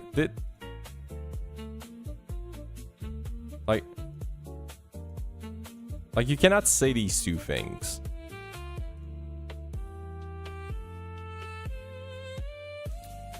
Answering Linus, I don't think it's like other tools either, honestly. I also don't that characteristic. Bro, these people need AI in their life. That characteristic is mutually exclusive to whether or not AI-based tooling is useful. There are absolutely useful usage of NLMs, and please note, I'm literally saying this as someone who owns a personal project. As someone whose own personal project disallows AI contribution, but I've also okayed enabling Sashiko for Nouveau, and I've also contributed and pushed AI-generated patches for others a few times now. I found Sashiko to be quite useful, and a huge part of that was the patience I've been given from people and the fact that in all of the discussion I had, everyone was respectful of my views. Also, thank you for being clear about not forcing people to use the tools. Well, Linus is kind of saying, we expect you to get the emails. He's kind of saying fuck you. So I guess he's not forcing you to get the fucking coding agent, at least.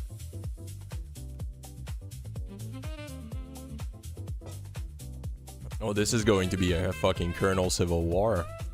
Barrow. I will point out, many of us have actually tried vibe coding, and the result that we found was that we get dramatically more benefit a lot of times from writing the code ourselves and relying on the LLM for analysis instead. Yes, I don't think no one is talking about vibe coding here. Ah, fuck. The thing is, the seemingly limited and selective usage don't really come from us thinking, well, the LLM can't write code.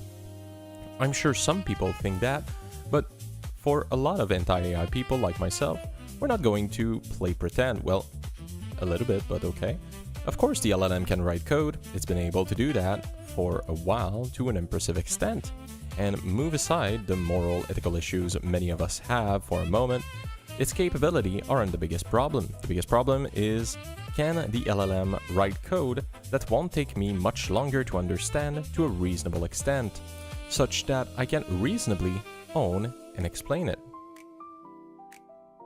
rather than if I wrote it myself? At what point is vibe coding simply not realistic for a human to be able to claim accountability over? What about agentically? I guess he's talking about like purely AI-driven code. To me, that's the crux of the issue. Okay, you're getting into like a moral argument that doesn't exist. If it has value, it has value. That's all there is to it. Like, I just don't understand how these people operate in the world and see everything as moral. When I drive my car is a petrol car, okay? It guzzles gas. Am I doing like the moral choice of burning gas and I'm like Satan for that? Or is it just that I was poor when I bought it and I'm not about to trash it just because it guzzles gas? I'll use it till the end and then I'll make a better choice if I have the money for it. Right? I'm just someone living in an environment and I respond to that environment. Like the problem that I have with these folks, like to me it feels like they understand everything. Like if I was to put a gun to like their family's head and tell them you must write code in the most efficient fashion, and if it's not enough, I'll finish them. They would they would just use all the AI's thingies. Maybe not like pure vibe code. No one does that, or no one wants to do that. But like it would still be more efficient. Like the review of the patches and all that, at least. So why the fuck are we bringing up all these problems? Is it just that people like don't like big business? Is it just that they are scared of Google? They're scared of Microsoft? They're crying in their room, Microsoft is going to touch me! Like, is this the world that we live in now? I'm confused.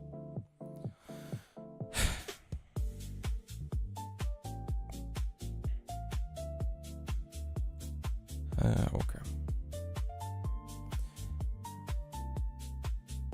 Okay. To me, the crux of the issue is here. Many of our employers are explicitly trying to force these tools on people with the expected result of being magically 10x productivity boost that just isn't compatible with oversight. Well, that's another problem, but the kernel is not doing this to you. It is being used in a lot of workplaces as an excuse to throw any notation of actual review or code quality out the window. While we've been dealing with slop for a decade in the kernel already, I think that it is very worthwhile to point out that the tool that dramatically lowers the bar required to generate a huge amount of sniff test passing slop is in fact not like other tools. Well, this is just not true. We need proof. Where's your proof for that? I fucking hate it. Why do people say things like this?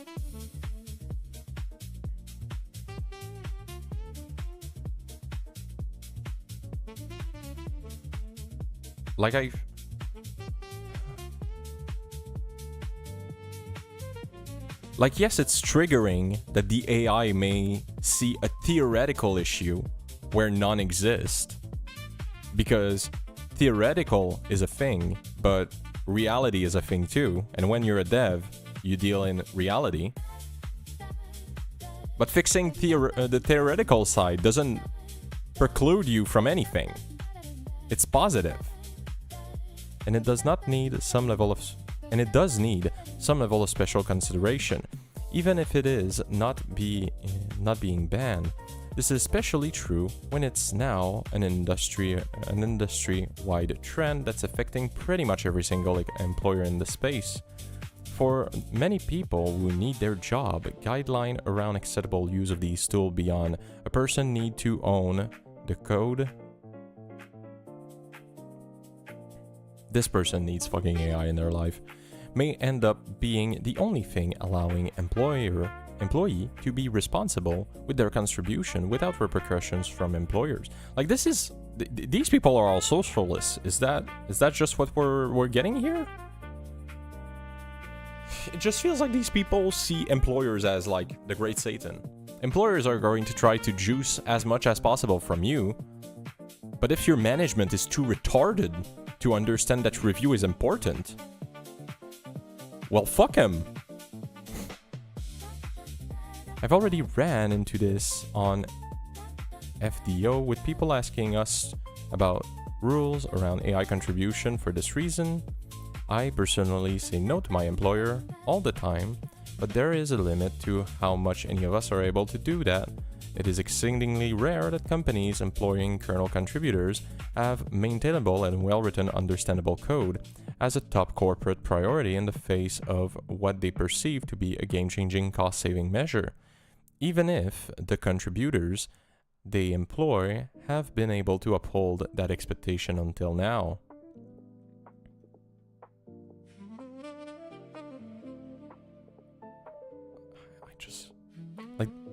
The truth is, if you make shitty code, the review from the AI should be able to assist you in rewriting it correctly.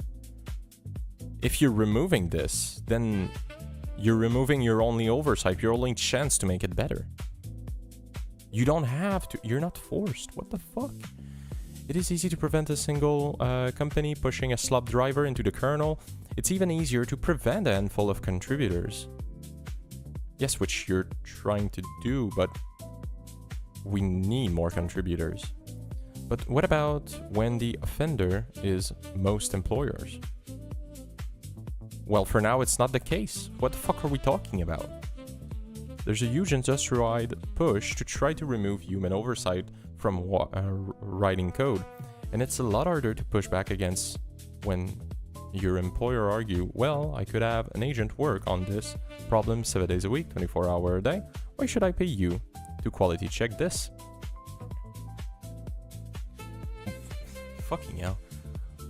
If you're not able to show your worth to your employer, that seems like a you issue. Like, I speak on the phone on the daily. This is my job. If my employer, like if my manager comes in a room and tells me, well, on a call because I'm working at home, on a call and is like, why should we keep you? I can just say, well, I produce value. If you don't think that's enough, go fuck yourself. You're retarded. You're just wrong. Like, we can go into the nitty-gritty of it, but like, your value should be self-explanatory, and if your employer is too retarded for that, well, they're going to learn. Agentic tooling isn't at that point. Most employers only care about it could get there. If your employer doesn't care about the quality of the code that's written, how do you justify spending billable work hours on ensuring it? How do we do this for literally every person in the chain, numerous of which have different employers? Like, this is all retarded. If your employer is too dumb to know how programming works, fuck him. Like, we all have used AI at least once. We know that if you, like, vibe code too hard, if you go too far in your vibe coding, your code is not going to work. And it's never going to be unfuckable. So, like, everyone fucking knows this. Fuck. The least we could do is make what human ownership entails clear, maybe clarify that it means that regardless of the way the code was written, it has to have been written in such a way that is reasonable to assume it has been mostly / entirely reviewed by the person submitting it. Like, this standard makes no sense if we're talking about reviewing a patch. Having a feedback from an automated robot that tells you, hey, these 16 things are wrong, even if it's automated, is better than not having it. There's literally no downside besides your socialist ass being triggered. At least that way, maintainers and contributors have a solid guideline that they can lean on to avoid being forced into their contribution turning into slop, with or without AI. And additionally, maybe stop conflating generative AI with analytic uses of AI, and actually be really clear about this in public messaging. Sashiko can be compared to other tools, but really I don't think that comparison is remotely fair. With stuff like generative AI, the logistics are just too different. It really does feel like it gives people the wrong idea. And also, we should probably assume that most people have tried vibe coding. Yes, I tried 2 times. The first time it was horrible, second time it was awesome. Honestly, I don't know many people in the industry who actually haven't tried it, especially when a lot of us were literally required to. I don't think this is a great point to lean on. Well, yes it is. Yes, Linux being tech-oriented and not giving a fuck about your little thing. Yes, this is a great point to lean on, to say go fuck yourself if you disagree. Yes, that's the thing. If you don't do this, Linus is going to have to fight this battle every single day of his life until he says this. We will know most of us are paying our bills with the work we do here, and the job market really isn't what it used to be in tech. Oh boy, I'm going to be fucking triggered. You tech bros are way too rich for what the fuck you're doing. The forks that do exist already requires massive amounts of resources to maintain. Okay? It's not a feasible option for most people. It is not supposed to be this way in a perfect world, but a lot of people are stuck here.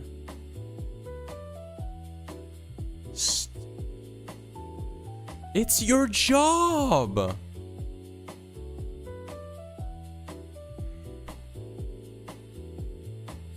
You don't co-sign everything that you do at your job. Like, if your job is doing something so horrible, quit. But the reality is most people assume that people doing a job doesn't affect their morals unless it is, like, particularly egregious. Like, if you're in ICE in the US, like, maybe there's an argument because you're literally like the foot soldier. But when you're a fucking coder in the kernel, your usage of AI is like, it's not even ethical, okay? There's no ethical wall there. There's nothing. I normally wouldn't bring this up, but I think when For a lot of people, the huge looming fear is, oh my god, I don't want my entire life to have to turn into managing an LLM to do my job for me. Even if that doesn't fully reflect reality now, it's still very understandable that these conversations get heated and that people default on such harsh positions around this and respond so negatively to harsh takes in other discussion. Like, to be clear, there sure is a lot of bullshit in the discussions around AI right now. Like, man, I sure do get tired of people telling me some project got slopified, only to find they turned on an AI code review bot, or only to find that they turned on an AI review bot and accepted a single AI-generated patch. I've even got shit for just mentioning that Sashiko can be useful, but I don't hold it against any and try to be patient, because honestly, I get it. The PR from a lot of companies that are pushing AI future is frankly repulsive. How? And I feel like it would be a disservice to ignore the fact that it's just about everyone in the industry that is collectively dealing with the burnout from hearing it. I feel like ignoring that does make it harder for a lot of people to get more nuanced views on technologies like this. Well, when you're... This is, please, if you're listening to me, if like my 2 viewers are still here, for the love of God, don't conflate morals and ethical things with like everything in your life. Eating meat is not an ethical choice in our society, right? By that I mean, it's not unethical, it's not ethical, it's amoral. It doesn't have a morality link to it. Like, we all do it.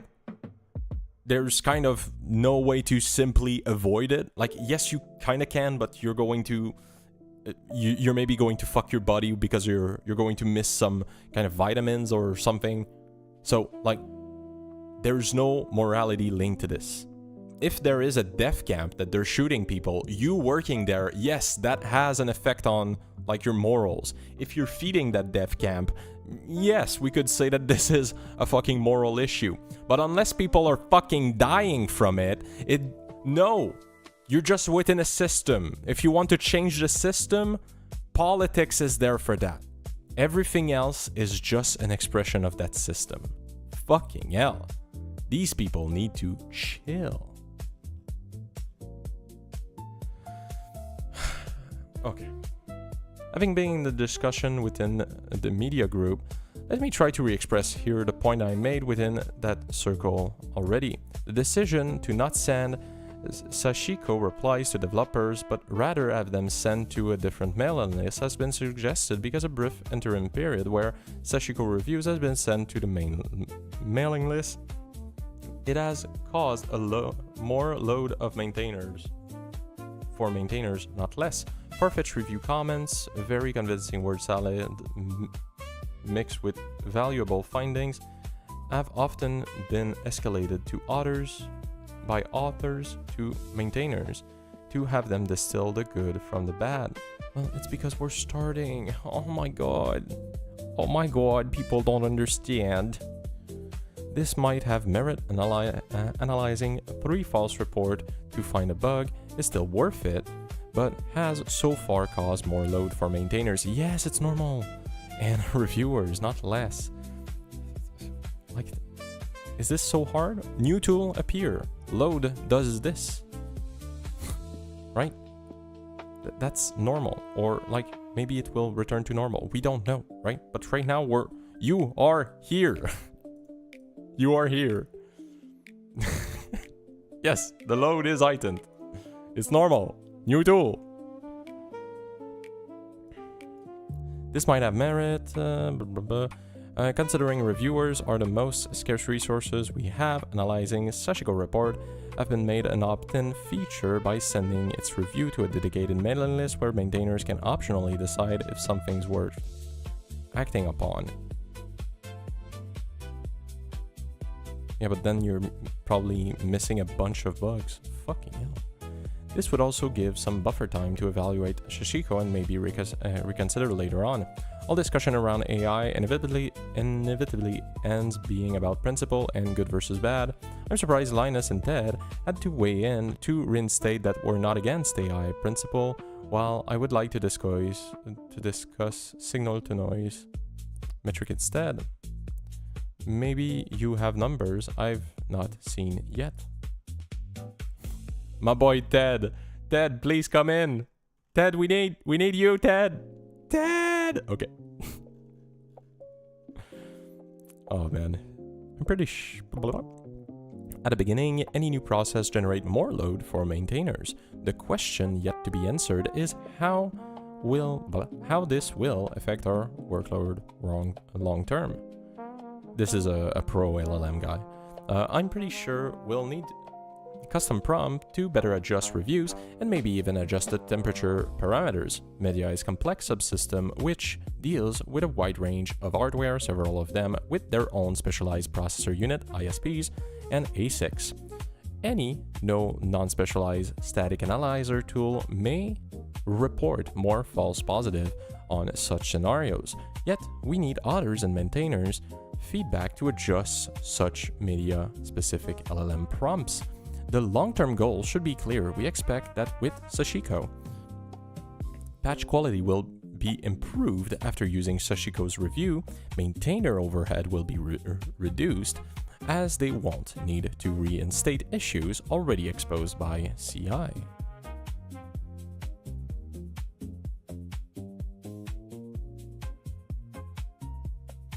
Maybe I'm retarded? What do you mean by CI?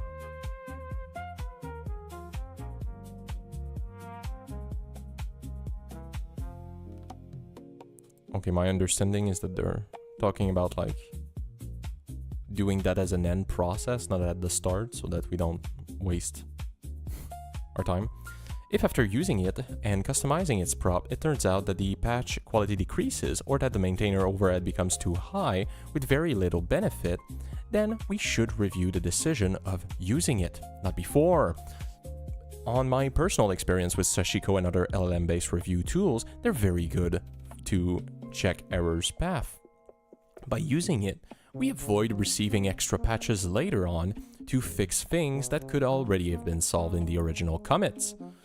From my experience as maintainer, sometimes it takes years until someone sends us a patch fixing error check condition.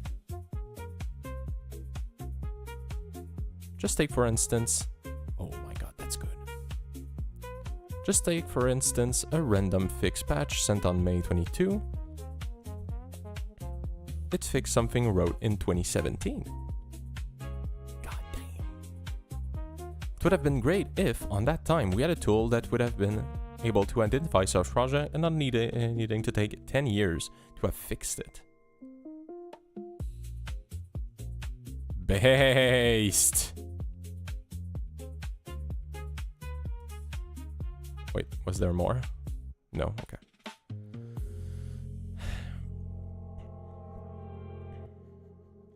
That hasn't been my experience with ext4. As far as signal to noise, the main issue is one where pre-existing issues are flagged in multiple patches in the patch series. However, A, Roman knows about this, and a fix is in the works, and B, it's flagged as pre-existing issue, and we tell newcomers that they are free to disregard pre-existing issues, but if they do want to fix it, in most cases, do it in as a separate patch or as in a separate patch series, and to avoid folding it into the current patch, especially if the fix is non-trivial.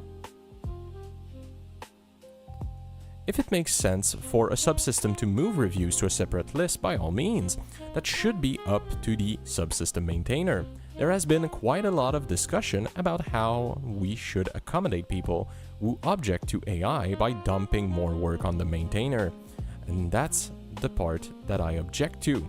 One of the things that really excites me about Sashiko is that it reduces my workload, whereas the false positive from 6bot and OSS Fuzz, oh, those are not AI tools, I'm a retard.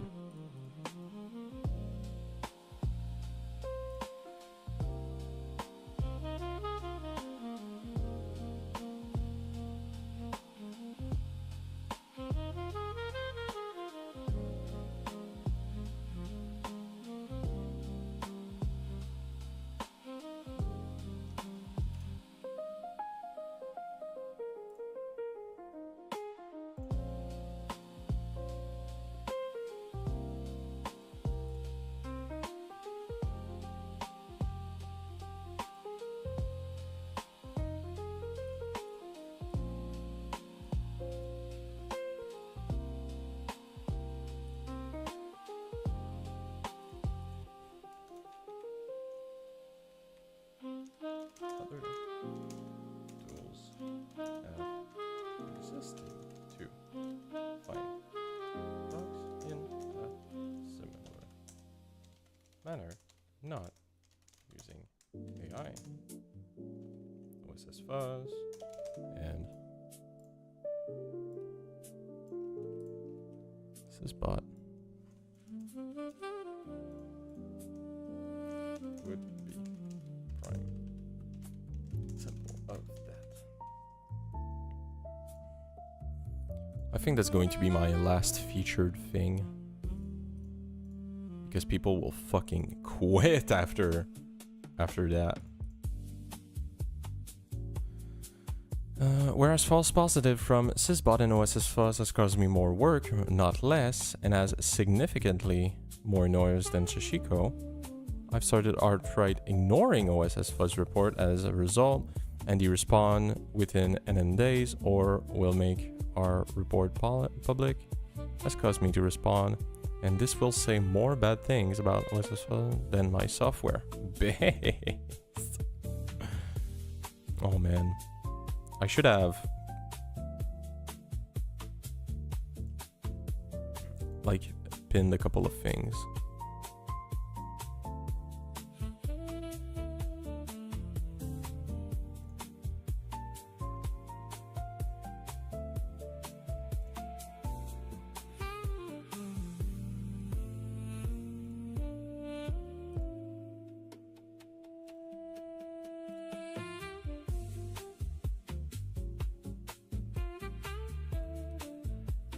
Hi Ted, this is exactly what happened to me last week. I got fooled by Sashiko reported issue on patch for a driver I maintain. I asked the developer to address it, he did, so in a separate patch, people got involved, lost quite some time on it, and it ended up being a false positive. Now, one could blame me for being fooled by Sashiko. One could say that the above described process is exactly what to do, discuss code to make it better. I can agree with both the above point. Fact is, reviewer maintainers are scarce, and I got my time sucked in by an hallucination. It could happen with people too, but the rate at which LLM produce output is superhuman. This might sound just one anecdotal experience, but is not just one-off. That's what I hear from most people doing review and driver maintainship. And that's the reason the Linux Media Summit decided to keep Sashiko Review in a separate mailing list as an opt-in for interested reviewers to avoid overloading the most scarce resources we have, maintainers and reviewers. In a large subsystem where multiple people does reviews and effective maintainership of drivers, and large part of such system, these kind of decisions have to be made by consensus among the one investing time and energy to maintain such system. That's what we did during the Linux Media Summit. Sorry for not being clear, my point is exactly this. So far, LLM reviews have proven to be time and energy consuming for maintainers and reviewers. Yes, but you're not like fucking weighing in the good side. Will this get better? Surely. At this point, it's imposing more work on active member of the community. I'm really surprised how your experience differ from the one of most people I interact with.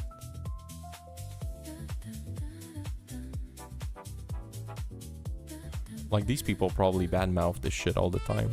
I wouldn't expect anyone to be positive about AI around them. Maybe it's a question of what role in your development pyramid is. Who effectively does the first review on the list and interface directly with contributors might be more affected by slop compared to top-end maintainers who receive the end product. Hahaha, okay. Saying, you don't deal with it, bitch. Ooh, that probably triggered Ted. Let's read this.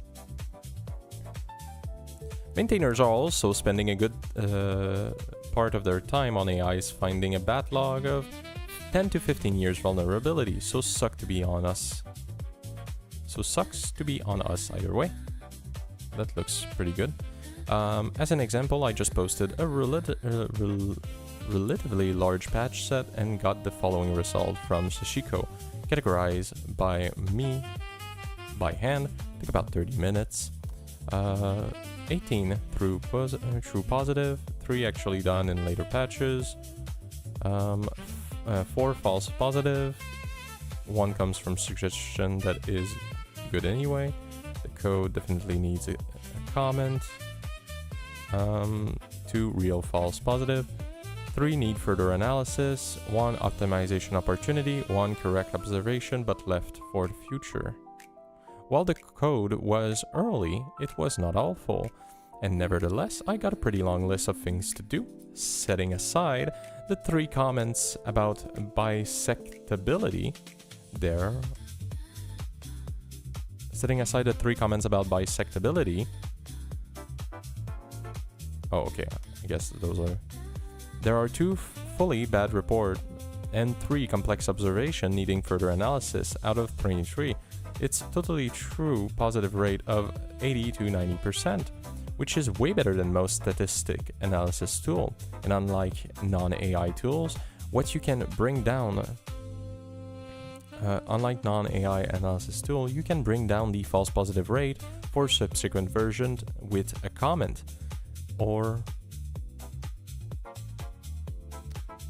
I'll address what you're saying right now. Fuck it. I think the biggest problem with AI is the legal gray zone about copyright. There's no legal gray zone. Like the people talking about legal gray zone are like they're cooked. So where they're getting their information and code, that's a part that is like contentious. But let me tell you, my friend, this is none of your issue, because there is no world where they're going to be able to track which AI did what and where your copyright is an issue or what. So let's assume worst case scenario, sorry, I hit you. Let's assume worst case scenario that all the courts all over the world are saying that AI, like different AIs have been training on data sets that are copyrighted and it's illegal for them to do so, and they need to delete their AI. And let's say they delete their AI and somehow like try to rebuild it using non-copyright thingies. That would, all of that doesn't change anything you did. There's no way that they can change that. So the gray zone is not on you. It is on the AI company. We don't give a fuck. We don't give a fuck. So yes, if you're like embracing copyright to like its fullest extent, and you see this as a violation of copyright, I get that, but that's not on you. Like, it's not your job to deal with that. That's a politics question, not a dev question.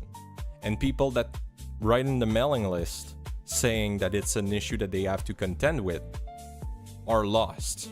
Where they should fight is not on the mailing list. They're just wasting everyone's time. They should fight for a better politician. That's how the system is made. So, anyway.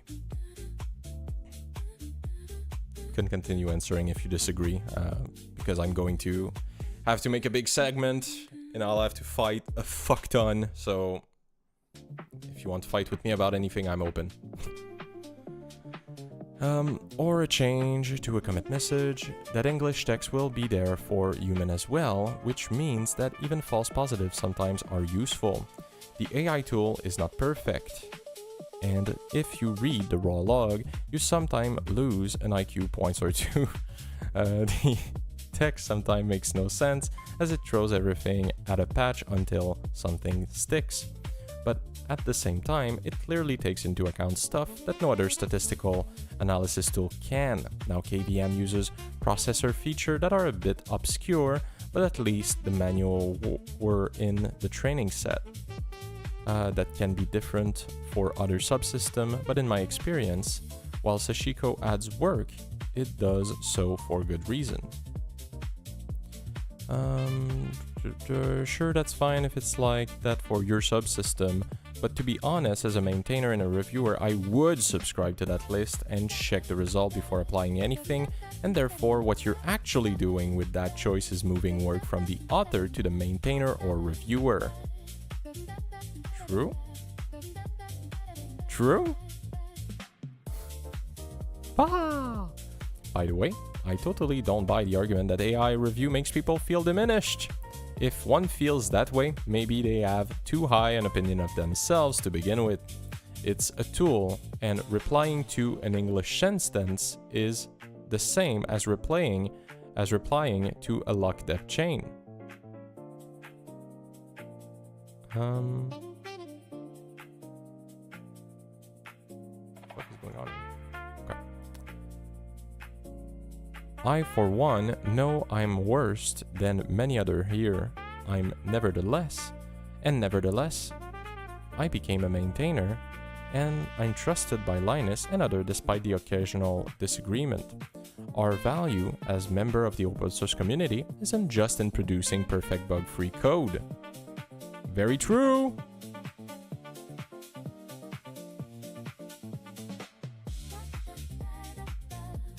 See the evolution here.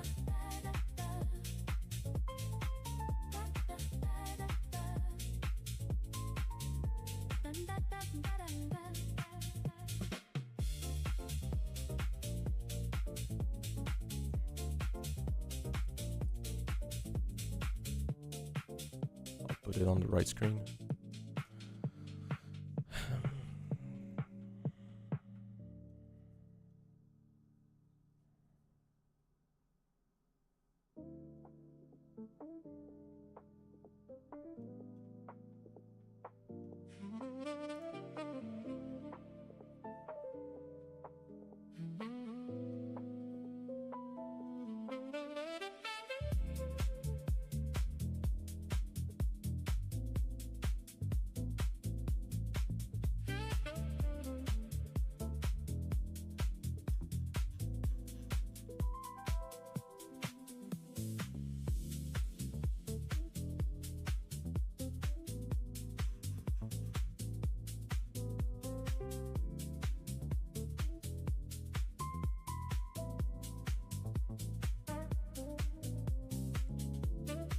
I'm not sure I understand, but okay.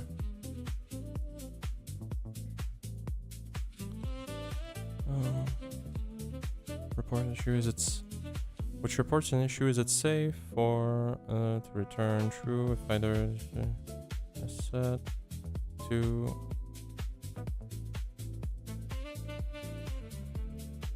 Why it is safe for now and does not have comment from the AI review, which removed the comment by rewriting the logic. If you look at the raw log for the second patch above it, it clearly had again the same objection, took the comment into account, about the specific execution mode. If the fault is the user, but the SVT is only...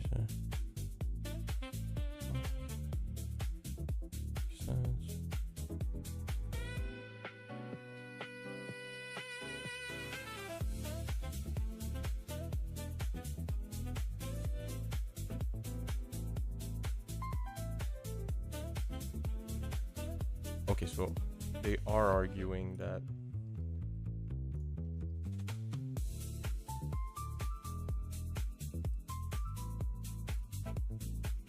will I find that anywhere?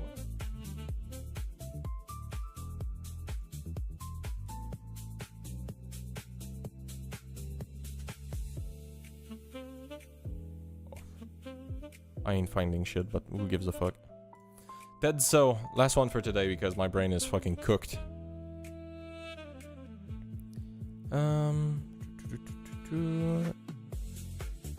Thanks, I think I see why the media subsystem masters are used different in their experience of Sashiko. With the media subsystem, you have to support drivers, and drivers maintainers don't necessarily have much deep experience as the core media infrastructure framework. Hence, you didn't immediately realize that's something which was a false positive. I'm going to guess that you have 3 levels of expertise: a patch author, some of whom might have very little experience with the kernel since their last project might have been developing the firmware for the card; B, the driver maintainer, who knows the driver very well but might not have deep expertise in the core media thing; and the core media infrastructure developer who do know what is and isn't fair. I think other differences is that in the media subsystem, you can rely on the user space code being nice, so you don't need to worry about certain race or cleanup bugs, because well-behaved upper layer of the stack would never abuse the kernel system call in that way. With file system, you can count on sysbuzz abusing the system call interface and filling bugs which they will report to management as security bugs, even though no sane user space would ever do something like that. So we get things which we could call a false positive that all the time from sysbuzz. And arguably, if this can be used to crash the kernel, perhaps it is fair to call it a security issue. After all, can you guarantee that only well-behaved media framework will be calling the media subsystem kernel interface? That's fair too. The combination of these two means that we've already hardened against many. I'll save that, thank you. The combination of these two means that we've already hardened against many of the cases where user space does something unusual, and we are inured to ignore many of the sysbot false positive.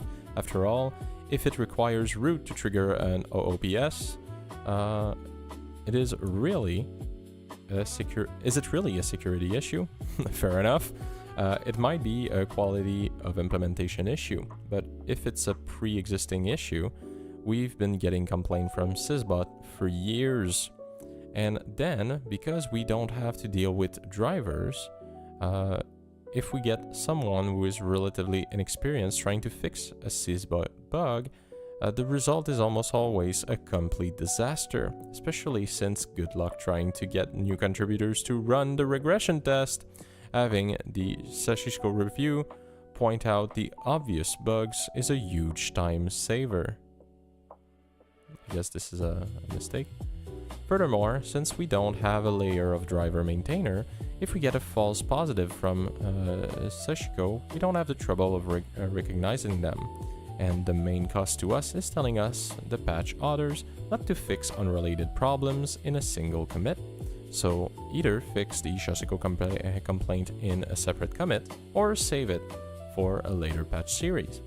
This has also helped us because it sometimes gives a newer contributor another opportunity to work on the subsystem, and we just have to make sure to warn off a contributor that a particular issue proposed by Sashiko might be beyond a new contributor's experience. But I've seen a few cases where a new contributor has found Shashiko's review to be quite engaging. God damn! He's fucking...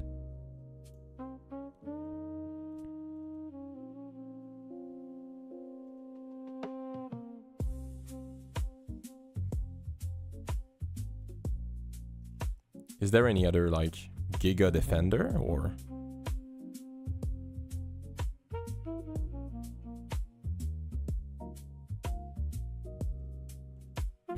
Yeah, I think it's just a fucking circle jerk for AI right now. Oh no! Just wanted to clarify. I just wanted to clarify. Said this way, it sounds terribly bad and quite off to me.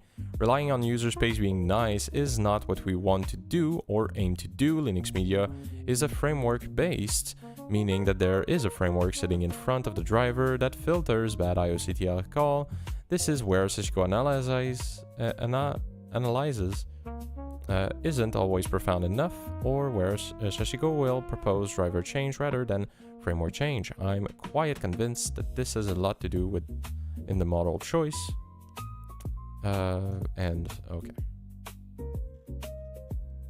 Okay, I'll have to read all of this shit.